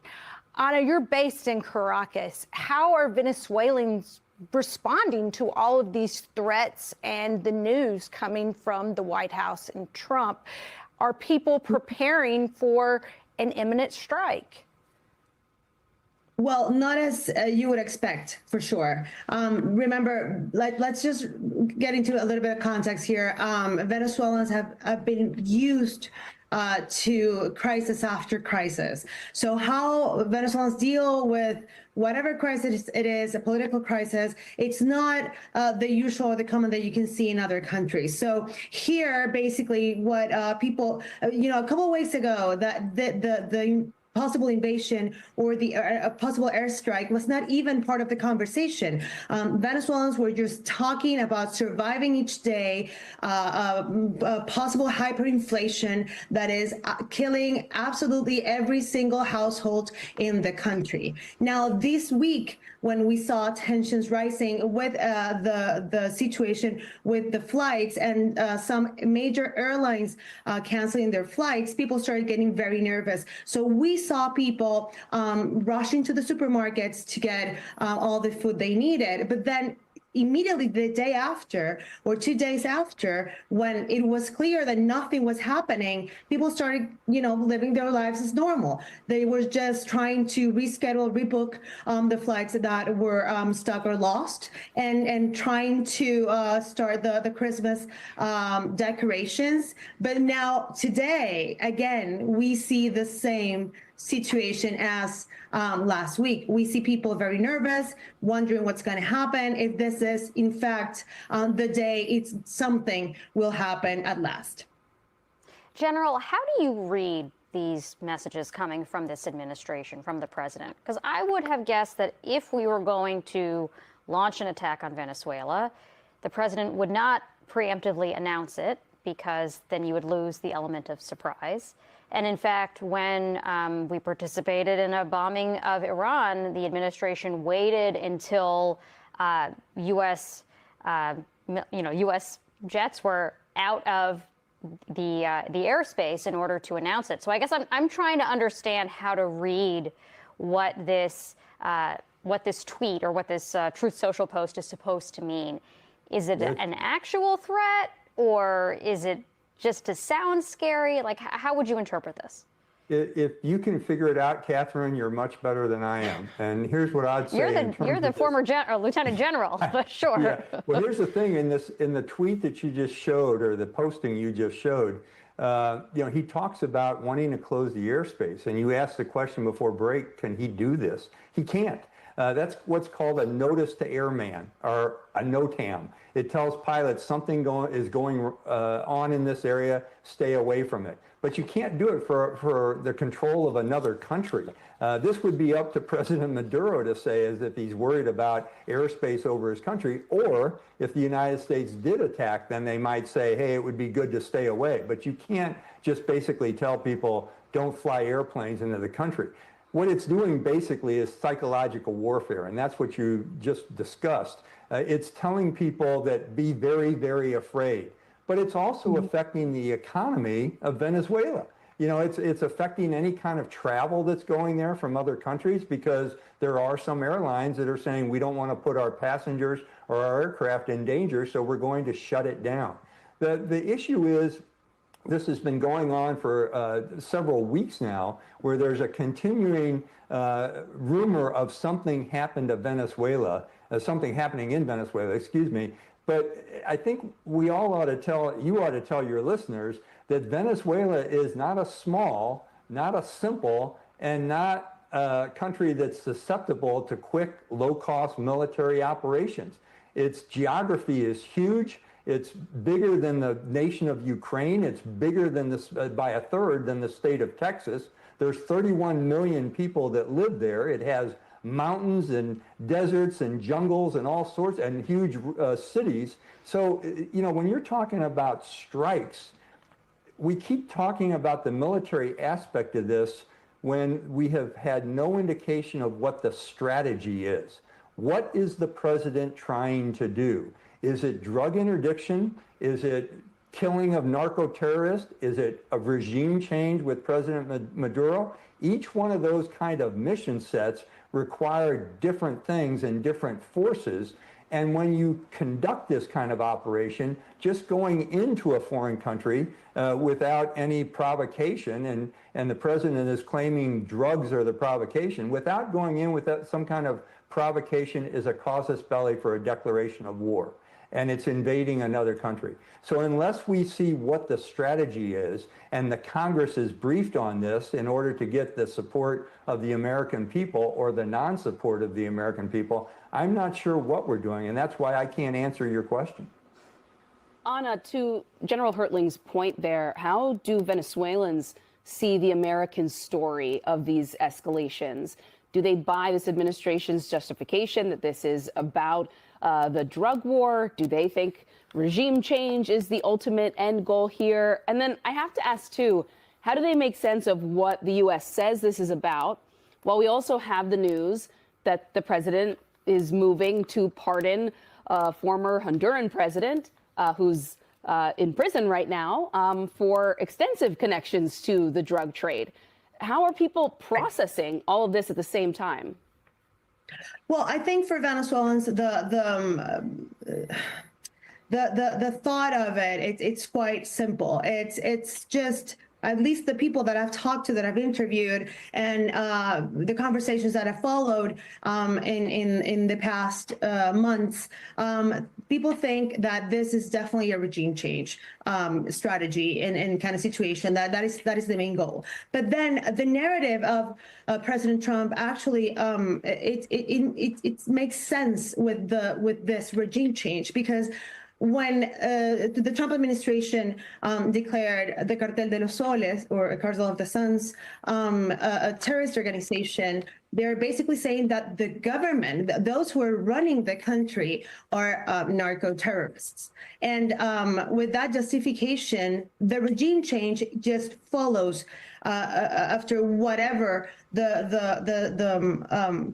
strategy is to end this organization itself. So the regime change, I think it's something that every Venezuelan believes it's the ultimate goal, but it also makes sense after Monday when it was formalized, the declaration of Maduro's regime as a narco-terrorist. So, but that said, for Venezuelans, this started long ago, years ago, this fight that would ultimately end with the regime change. And it was clear as of last year after the elections when it was very clear and organizations and countries around the world realized that Maduro had lost the elections but denied the access to the actual winner, Edmundo Gonzalez. So for every Venezuelan, that is how the conversation goes. It's not really a matter of if this is a regime that traffics drugs or not, because that hasn't ever been a part or the main part of the problem in Venezuela. It has. And there you have it. I mean, Venezuela is not Colombia. Venezuela is not Mexico with the drug cartels. Don't get me wrong. Of course, there's drug activity in Venezuela. There's drug activity here in the United States. There's drug activity all over the globe.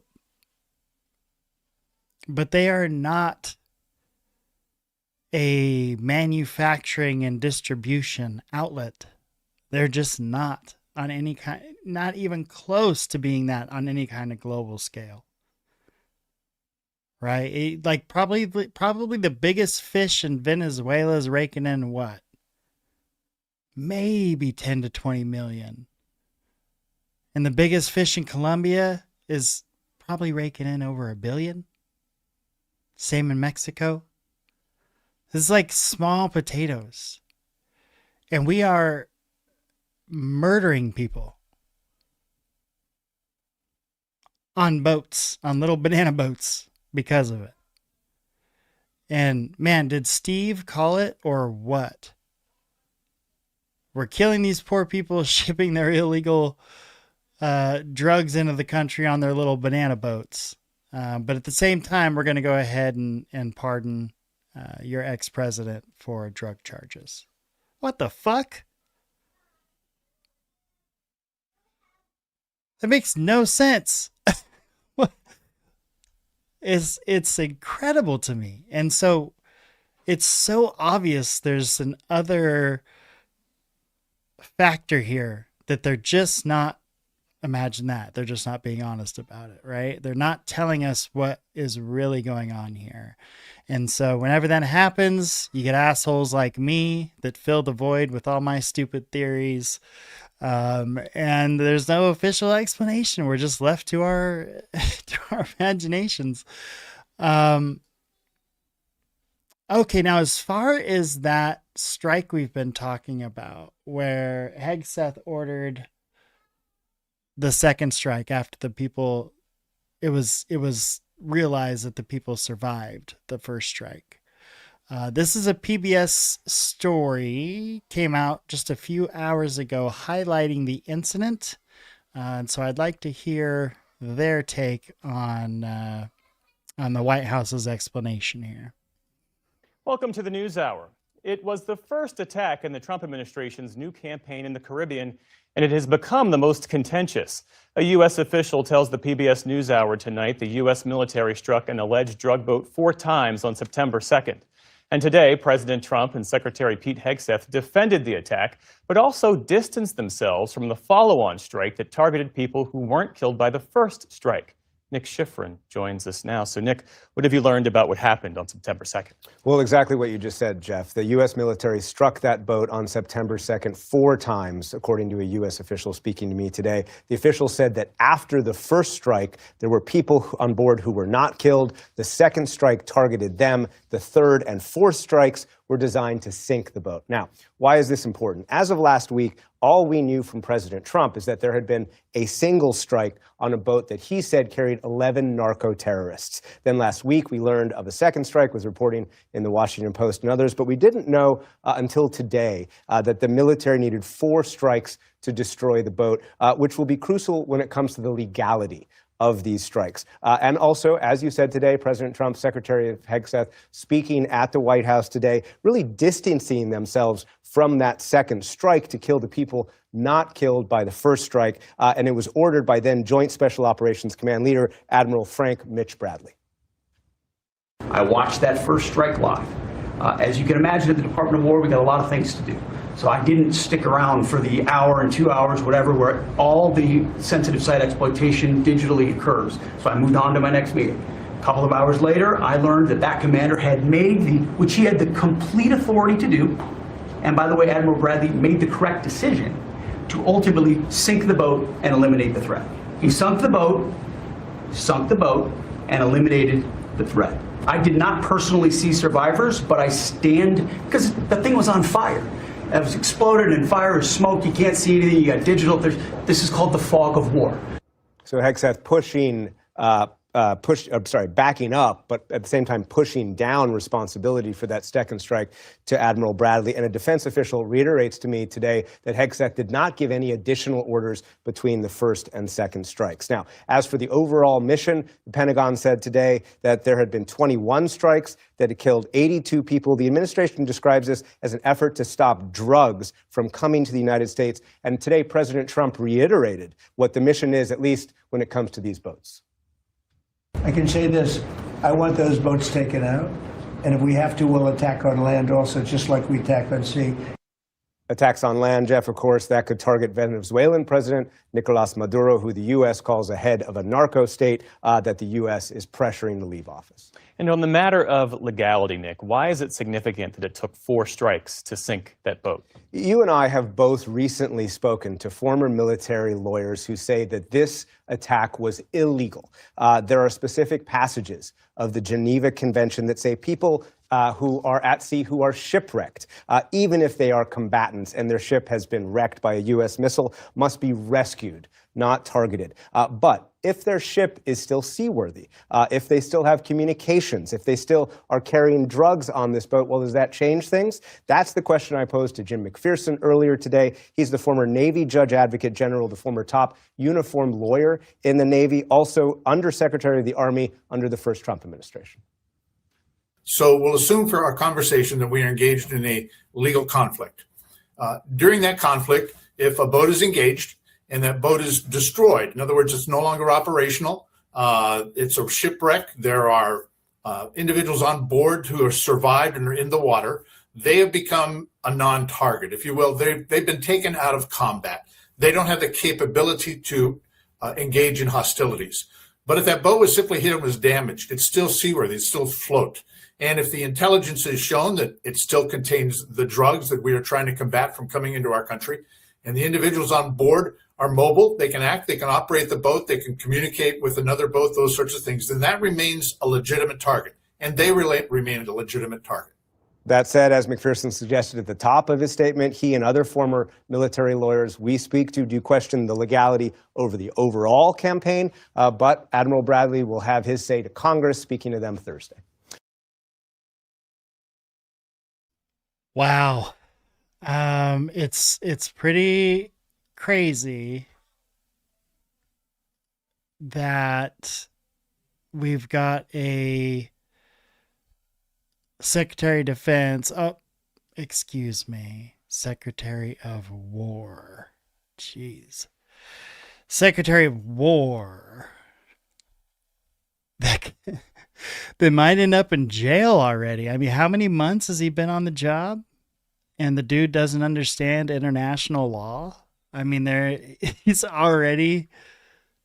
this new at the job. He's already ducking questions. I mean, this is not a great start, folks.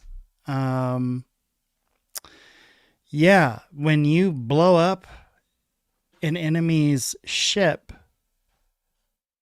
you can't then drive over there and start blasting all the seamen that are in the water with your machine gun. It doesn't work that way. There's this little thing called Geneva Convention. Believe it or not, there are rules of war. I know it's crazy, but there are rules. Rules of war, and then we have our own rules of engagement. And one of those is you can't just murder people that have no defense and have no intention of harming you. You can't do that. First off, these people get hit by a drone strike. They've just experienced one of the probably the largest explosion of their lives. They're in complete shock. They're completely out of it. I can assure you, they're not a danger. And so there's going to be some folks whose heads are going to roll. Now, if history is a lesson, it's going to be the folks down at the lower levels, right? Because God forbid any one of these people that made the call actually face any consequences, right? Like in Al Jazeera. God forbid one of the guys that gave the orders face consequences. But somebody's head is going to roll over this. I can promise you that. And it's probably not going to be the right person. It's probably going to be just some operator that was ordered to do something.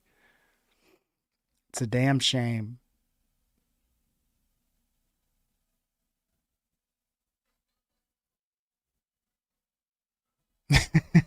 Sorry, y'all. I'll read Steve's post here. This is pretty good. Haven't declared war in 80 years. Because fuck checks and balances, right? Exactly. Once we got that Patriot Act, man, and the president could just start declaring whenever. Jeez. But they want to call it Department of War. Always want to have the cake and eat it too. Absolutely. They're the government, buddy. They want to have their cake, they want to eat it, and then they want to tax you for it.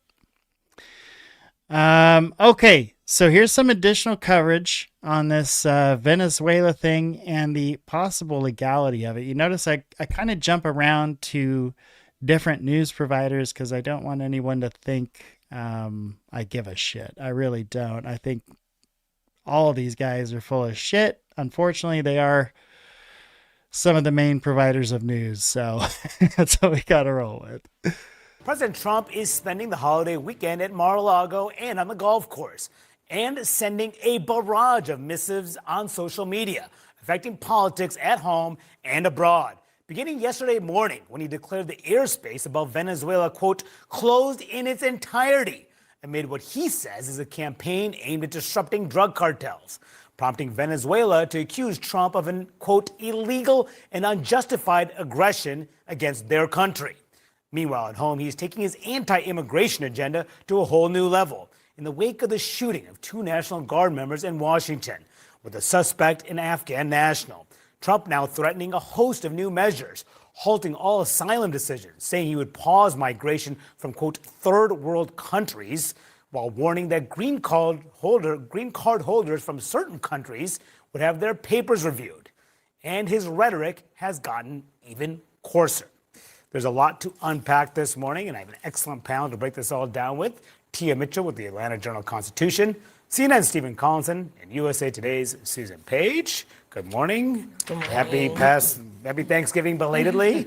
Nice to see you all here. I want to start with what's happening with Venezuela, because I think that a lot of Americans don't realize what's happening down there. We're seeing the biggest military buildup down there in the Caribbean in decades. And it's not entirely clear what the next steps are going to be. There's been more than 80 people killed in these more than 20 boat strikes that have occurred. The administration says it is about disrupting these cartels, but the buildup is much broader than suggesting a simple effort to try to get rid of cartels. What is this? Is this an effort to try to topple the Maduro government there? Is this a possible war that they're preparing for? Or is it saber rattling? I think one of the reasons why we don't know the answers to that is because the administration hasn't really explained it very well. To your point, it does look like a PSYOPs operation to try and topple Maduro, the president of Venezuela, or to get the generals around him to do it for the United States. The administration's argument that this is all about drugs trafficking. It's funny that they're like, normally a president wouldn't do something like that. Announce on social media they're doing stuff. Trump announced on the news several weeks ago that he was okaying the CIA to carry out operations inside Venezuela. We're already seeing repercussions, right? We're hearing in that last news report from someone from Venezuela, they are confused as fuck. There's a president in power that shouldn't be in power. Another person won the election, and they're thinking it's going to be a regime change. Back here in the United States, Trump's telling everybody, no, they're trafficking drugs, tons of drugs into the United States so that he can then label them a terrorist, which means he can go to war without having to actually ask the American people if he can go to war, which, believe it or not, folks, that's how it's supposed to work. The president is supposed to come to the Congress and say, hey, we have to go to war with these folks because X, Y, and Z. And then Congress debates it and then decides whether they want to support the president and give him the war powers. But see, when the Patriot Act happened and we started dealing with terrorism, we essentially took that away. It was only supposed to be used in extreme cases because terrorists don't follow regular rules that the rest of us follow, right? There's no Al-Qaeda country, right? They are staying within other countries. So how do you beat that? Well, we're going to have to skirt the rules a little bit because they don't play by the rules. But the problem is, you know what the problem is. It's so easy when you skirt the rules. And so then you start calling everyone a terrorist. And you don't have to follow the rules for shit. And I knew the day they decided to call cartels terrorists, which was recently, we're in trouble. And we are in trouble, folks, because there are drug cartels all around the world. They will never be gone. We thought terrorism was the endless war. As long as drugs are illegal in this country and Americans are willing to pay top dollar for them, there is always going to be a fucking cartel out there, I promise. Maybe they don't call themselves a cartel, but it's going to be an issue. With any president that wants to settle a score, right? I'll just call them terrorists. Boom, done. Remember when that asshole in Zimbabwe didn't shake my hand at the Olympics last year? I never did like Zimbabwe. I think maybe they might be terrorists. Y'all picking up what I'm putting down? I know you are. This is a smart group. Trafficking is somewhat curious because if that was the aim, there might be other places in Latin America where you would start it.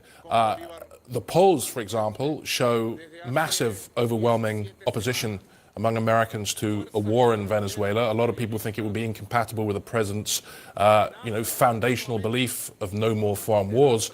But this is a very MAGA thing, I think. There's clearly an attempt by the administration to project American power through the Western Hemisphere. That's not new historically, but they're backing all of these populist right-wing leaders through Brazil, Argentina.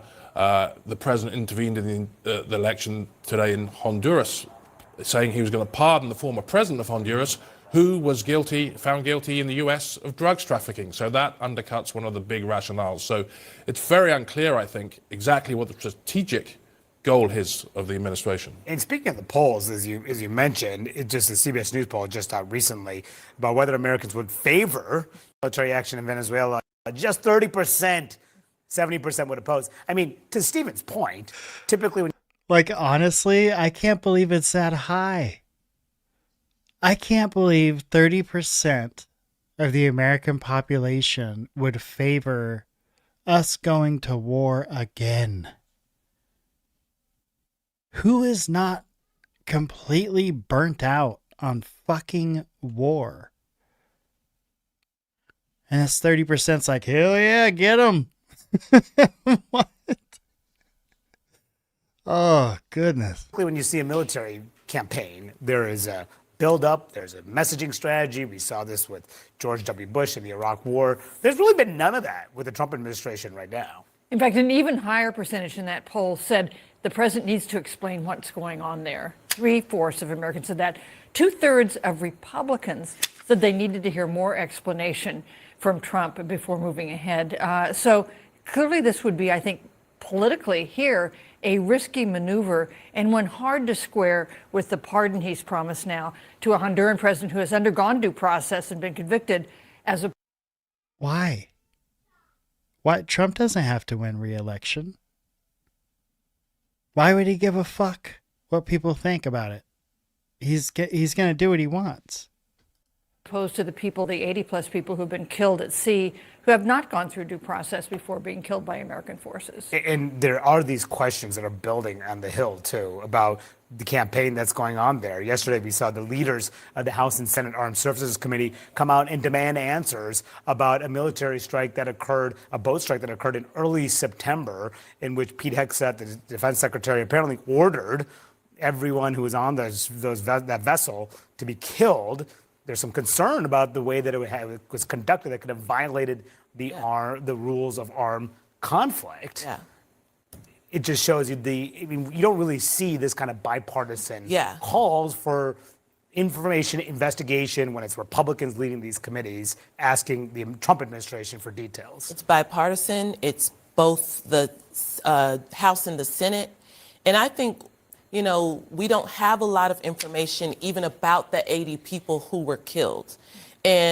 But the little bit that has been reported as media has been digging is that they were relatively low level on, you know, the hierarchy of drug trafficking. They were probably just regular people who were hired to do the transporting, not necessarily the masterminds behind the operation. So again, the question is, if you're just killing the mules, so to speak, does that really affect the operation? Because at the end of the day, probably the cartel saw them as dispensable as well. So I just think there is so much problematic about these killings, about the buildup, about what the plan is for Venezuela. And I think most Americans, not just, I mean, Trump, as we've talked about, his whole campaign was centered around ending foreign wars, focusing on domestic issues. But even beyond that, I think a lot of people in America are just like, why Venezuela? Why now? Why in this way? It just doesn't, there's just not enough evidence or information. Indeed. Why Venezuela? Why now? That woman is asking the right questions. And I want to get back to what you referenced earlier here, Stephen, about this pardon that Trump gave to the former Honduran president, Juan Orlando Hernandez, because what the Trump administration is saying is that this Venezuela campaign is about to disrupt these drug cartels. They say they campaign on it. This is what this is about. Well, Hernandez was given an $8 million fine by a U.S. judge just last year and sentenced for 45 years in prison for his role in drug trafficking. This is how the New York Times put it. So the two posts displayed a remarkable dissonance in the president's strategy as he moved to escalate a military campaign against drug trafficking while ordering the release of a man prosecutors said had taken, quote, cocaine-fueled bribes from cartels. It goes on to say prosecutors said that Mr. Hernandez for years allowed bricks of cocaine from Venezuela to flow through Honduras en route to the United States. Trump said in his pardon about why he did it, he said in Truth Social, said, many people said that he was treated very harshly and unfairly. Yeah, and that's... Aw, was he murdered on a boat by a jet that he couldn't even see? Seems to be the rationale that he was a former president who was forced to face justice. We've seen this before, in fact, in Brazil, with the president looking after his political allies. Clearly, it's completely incompatible with the idea of a drugs war. It's fucking insane. It's... All right. Rein it in, Gabe. Woosah. Woosah. All right. I apologize. I'm calm now. It is just so bothersome. It's like the double standards make me want to puke. Here you have a gentleman responsible for God knows how much cocaine trafficking that made its way to the U.S. I mean, just bricks. When you're talking about bricks, folks, I imagine you're talking about a lot of cocaine. And then you have the folks like us, the folks that don't make a lot. And this is a shot for them. This is a chance for them to maybe make a little bit of change, maybe make a change in their life, maybe a chance at a life in America with a little change in their pocket after living in the hell that is Venezuela. No, their cost for that is their life.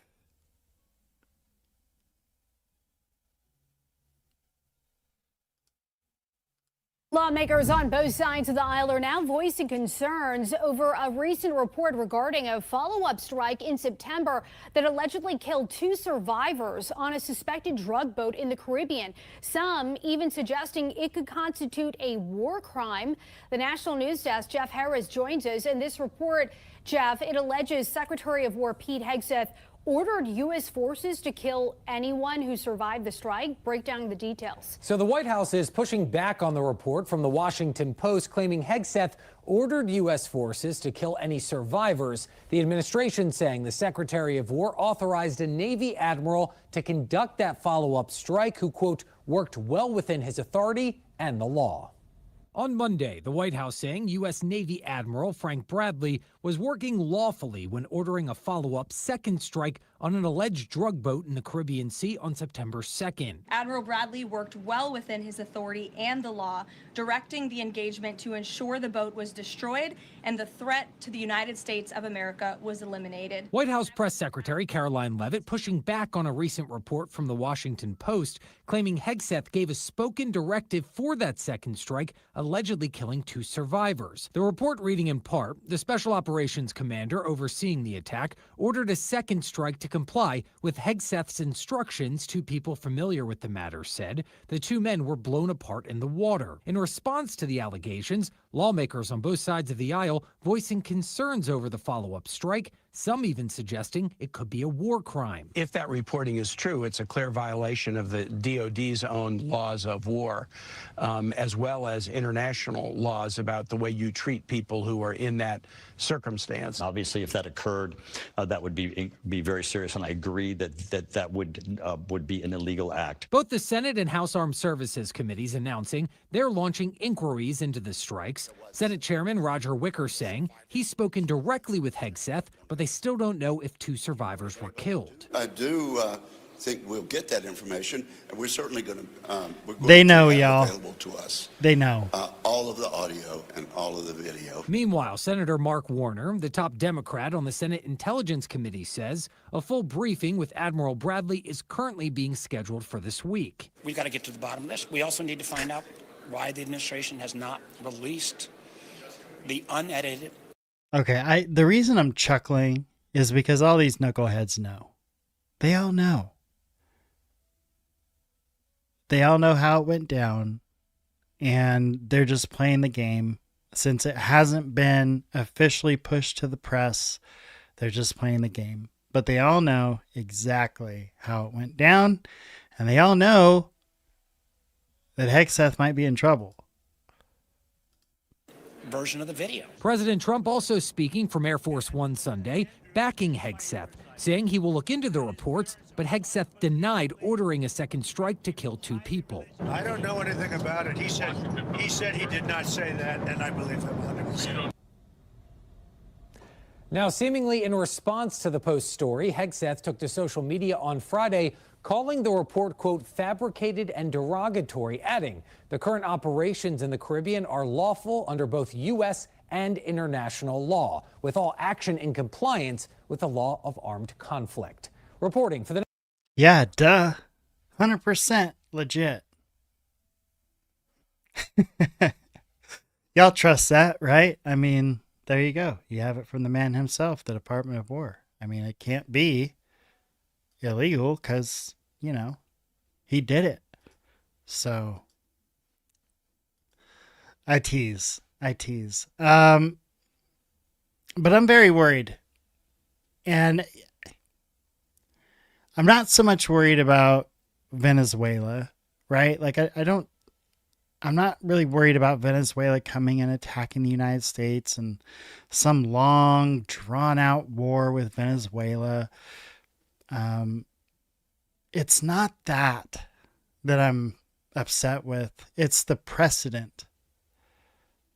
It's what this means for future presidents who, believe it or not, you know, really, really bad guys get in there once in a while. And to have this power to rain down the thunder and might that is the United States military on just anyone you choose, it's too much. That's why the president was supposed to go to Congress and request war power. That hasn't changed. That's still supposed to be how it goes down. But what changed was the Patriot Act and the word terrorist. Claim they're terrorists. It's carte blanche. All right. Now, briefly, it showed kind of a flick of the National Guard shooting. And unfortunately, a 20-year-old and 24-year-old National Guardsmen from Virginia were shot in Washington, D.C. by a gunman from Washington State who was an immigrant from Afghanistan. Apparently, in Afghanistan, he assisted the CIA in some operation or operations plural that hasn't been released yet and probably won't be released. But he essentially assisted the CIA in an operation or operations, and that got him a ticket to the United States. And a few years later, for whatever reason, he loads up his car. He drives literally all the way across the country. I mean, you have Washington State on one tip of North America, Washington, D.C. on the other tip of North America, and he drove all the way over. We're talking days of driving. Pulled up to the first, I assume, the first National Guard troops that he was able to take aim on and fired at them and took off. And they were in critical condition, but I believe at least one of them has passed now. I'm not sure if both of them have passed at this time. So here's the latest from Fox News on that shooting. Rocking the nation. Fox News alert: 2 National Guardsmen gunned down in Washington, D.C. just before the Thanksgiving holiday.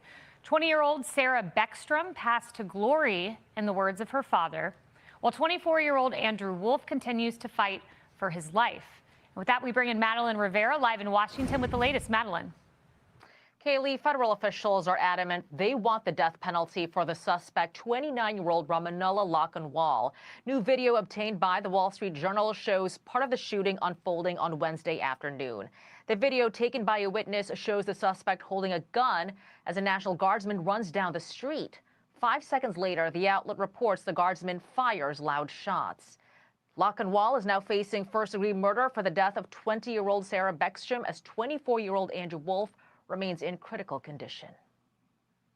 Andrew is fighting for his life right now, and his family and all of his friends, they're trying to harvest as many prayers as possible from all across the country, all across the globe, to help him recover. Investigators have yet to say what publicly motivated Lockenwall to drive cross-country from Washington state to D.C. to carry out this attack. Lockenwall was vetted by the intelligence community for his work with the CIA in Afghanistan. He would have also been screened before receiving asylum earlier this year. But the administration maintains there were gaps in the process during the chaos of the Afghanistan withdrawal, which is when Lockenwall came here to the U.S. Now they're cracking down on immigration. In one of their latest moves, Secretary of State Marco Rubio says the State Department is pausing visas for all travelers with Afghan passports. U.S. Citizenship and Immigration Services is also pausing all asylum decisions. The agency says that order will remain until they can ensure every foreigner is screened to the maximum degree. Kaylee. Madeline Rivera, thank you. I'm Steve Doocy. I'm Brian Kilmeade. And I'm Ainsley Earhart. And Wow. So, yes, some troops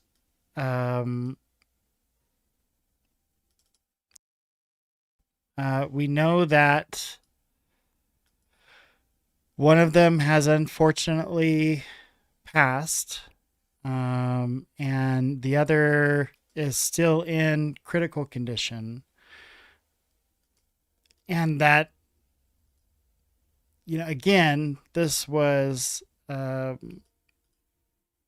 work of a immigrant from Afghanistan that had been working with the CIA. And so odds are we're probably not going to hear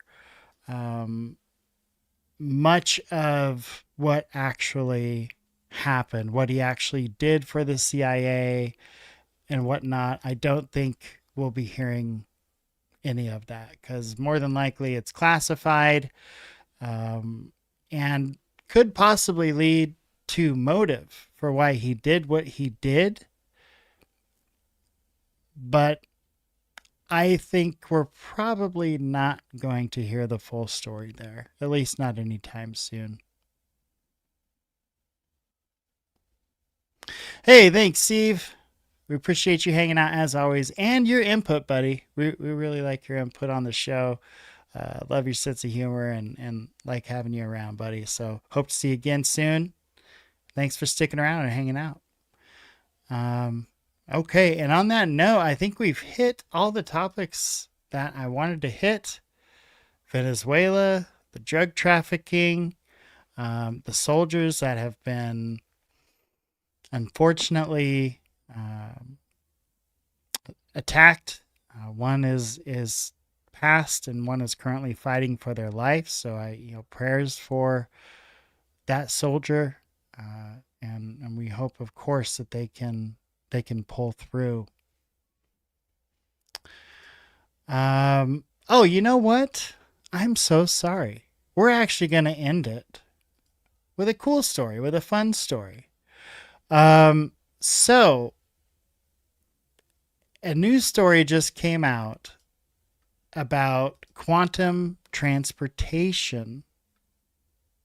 I'm sorry, transportation.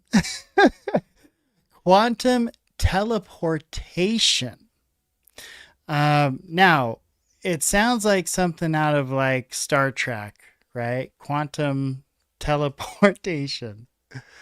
But if I can find my story here.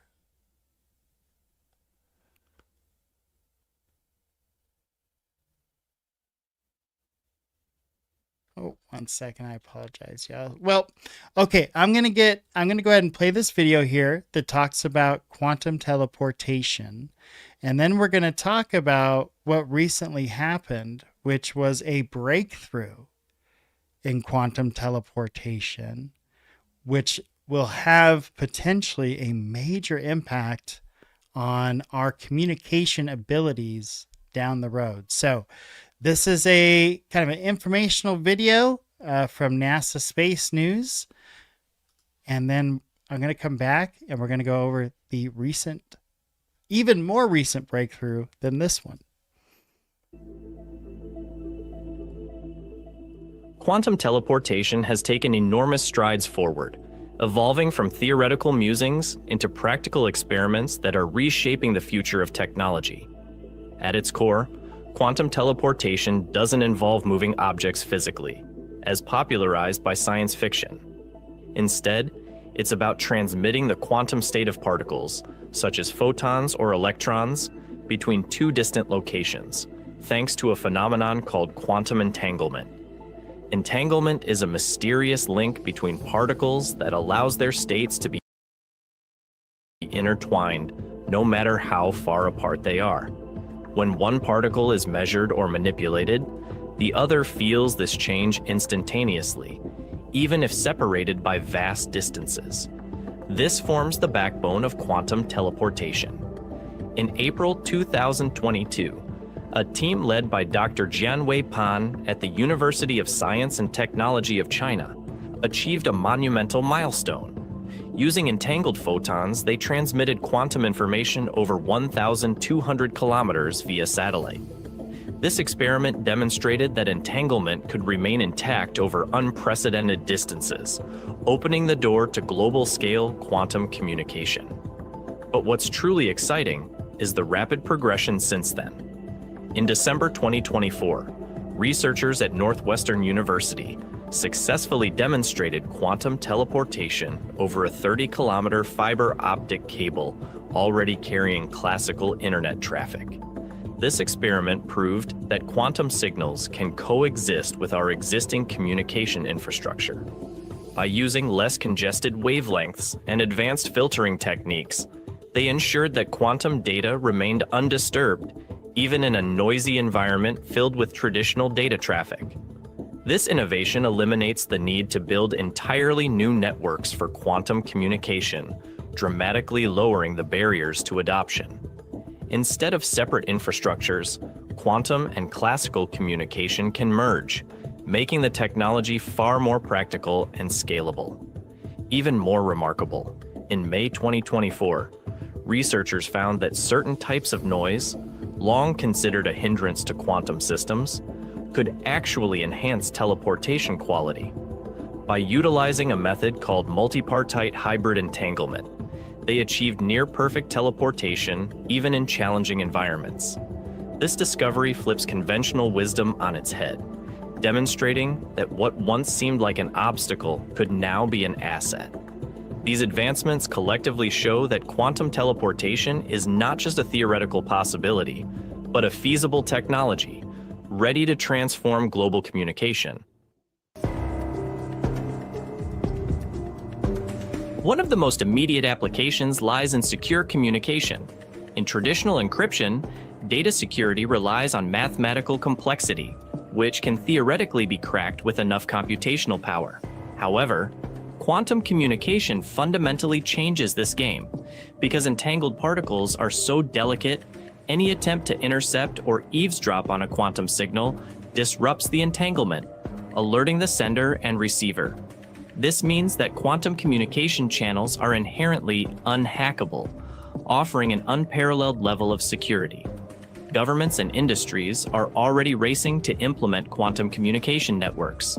For example, the European Union's Quantum Internet Alliance is working toward creating a continent-wide quantum internet by 2030. Similarly, China's advancements with the Mauritius satellite put it at the forefront of this global competition. Beyond security, quantum teleportation has profound implications for quantum computing. One of the biggest hurdles in building large-scale quantum computers is the challenge of connecting quantum processors. Traditional methods rely on physical wiring, which introduces delays and limits scalability. Quantum teleportation, however, allows for instantaneous communication between processors via entangled particles. This enables the creation of larger, more efficient quantum systems capable of solving complex problems, such as simulating chemical reactions, optimizing supply chains, or advancing artificial intelligence. Take, for instance, the work of researchers at the University of Chicago who successfully teleported quantum states between processors using entangled photons. Their study, published in Nature Communications, demonstrated that teleportation could overcome the physical limitations of conventional wiring, paving the way for truly scalable quantum computers. These advancements also hint at the possibility of a quantum internet, a revolutionary network where data is transmitted via entangled particles. Unlike today's internet, where security breaches are a constant threat, a quantum internet would offer unparalleled protection. It would also allow for faster and more efficient data transfer, transforming industries like finance, healthcare, and national security.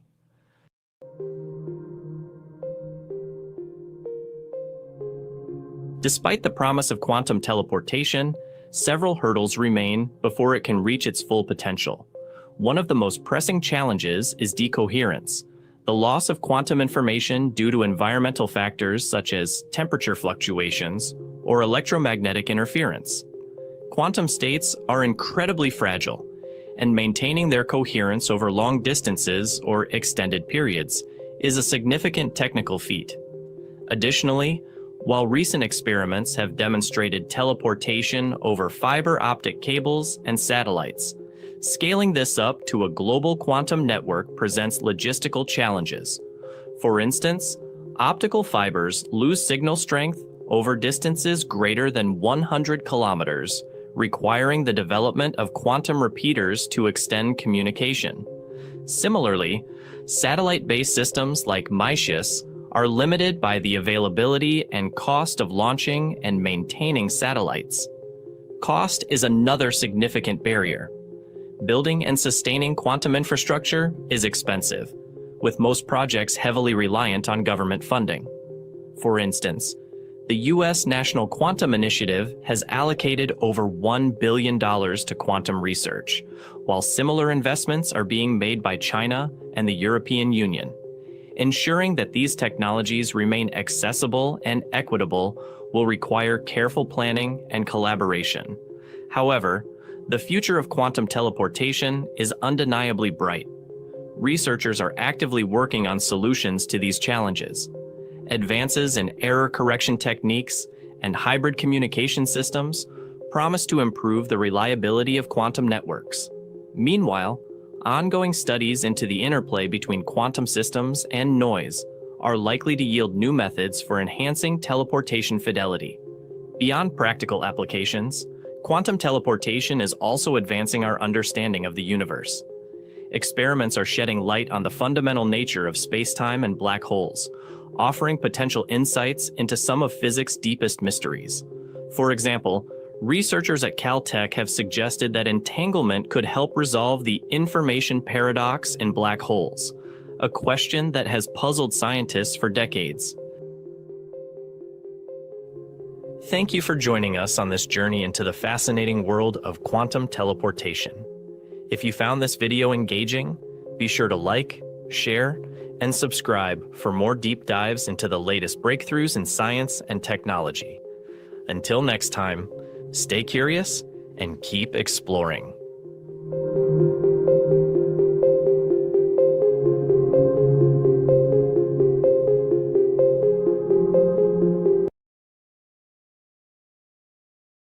So, interesting, right? We're talking quantum teleportation. And the way this is going to affect communication is if you don't have to run that communication over some type of medium service, right? Like over an IP or something similar over, satellite connection, something like that, as opposed to quantum communication, which would be instant, point A, point B, boom. There's no trail. There's no cable. There's no footprints left between them that could be hacked and then exploited. And that's the really exciting part. So Peter Meckler says, for the first time worldwide, we've succeeded in transferring quantum information among photons originating from two different quantum dots. Transferring quantum information between photons from different quantum dots is a crucial step toward bridging greater distances. So we are essentially getting closer and closer to bending time, maybe space and time. It's pretty fascinating stuff when you get into the science. But yes, I wanted to end on a little bit of a high note after all the craziness that's been going on. I want to thank you all for hanging out with me on this long episode. It turned out being. Thank you, Flak Magnet, for coming and hanging out as well. I hope you all have a wonderful evening, and I will see you next time on the Gabriel Speaks podcast. Don't forget, like, subscribe, share, and do all those fun things. And y'all have a great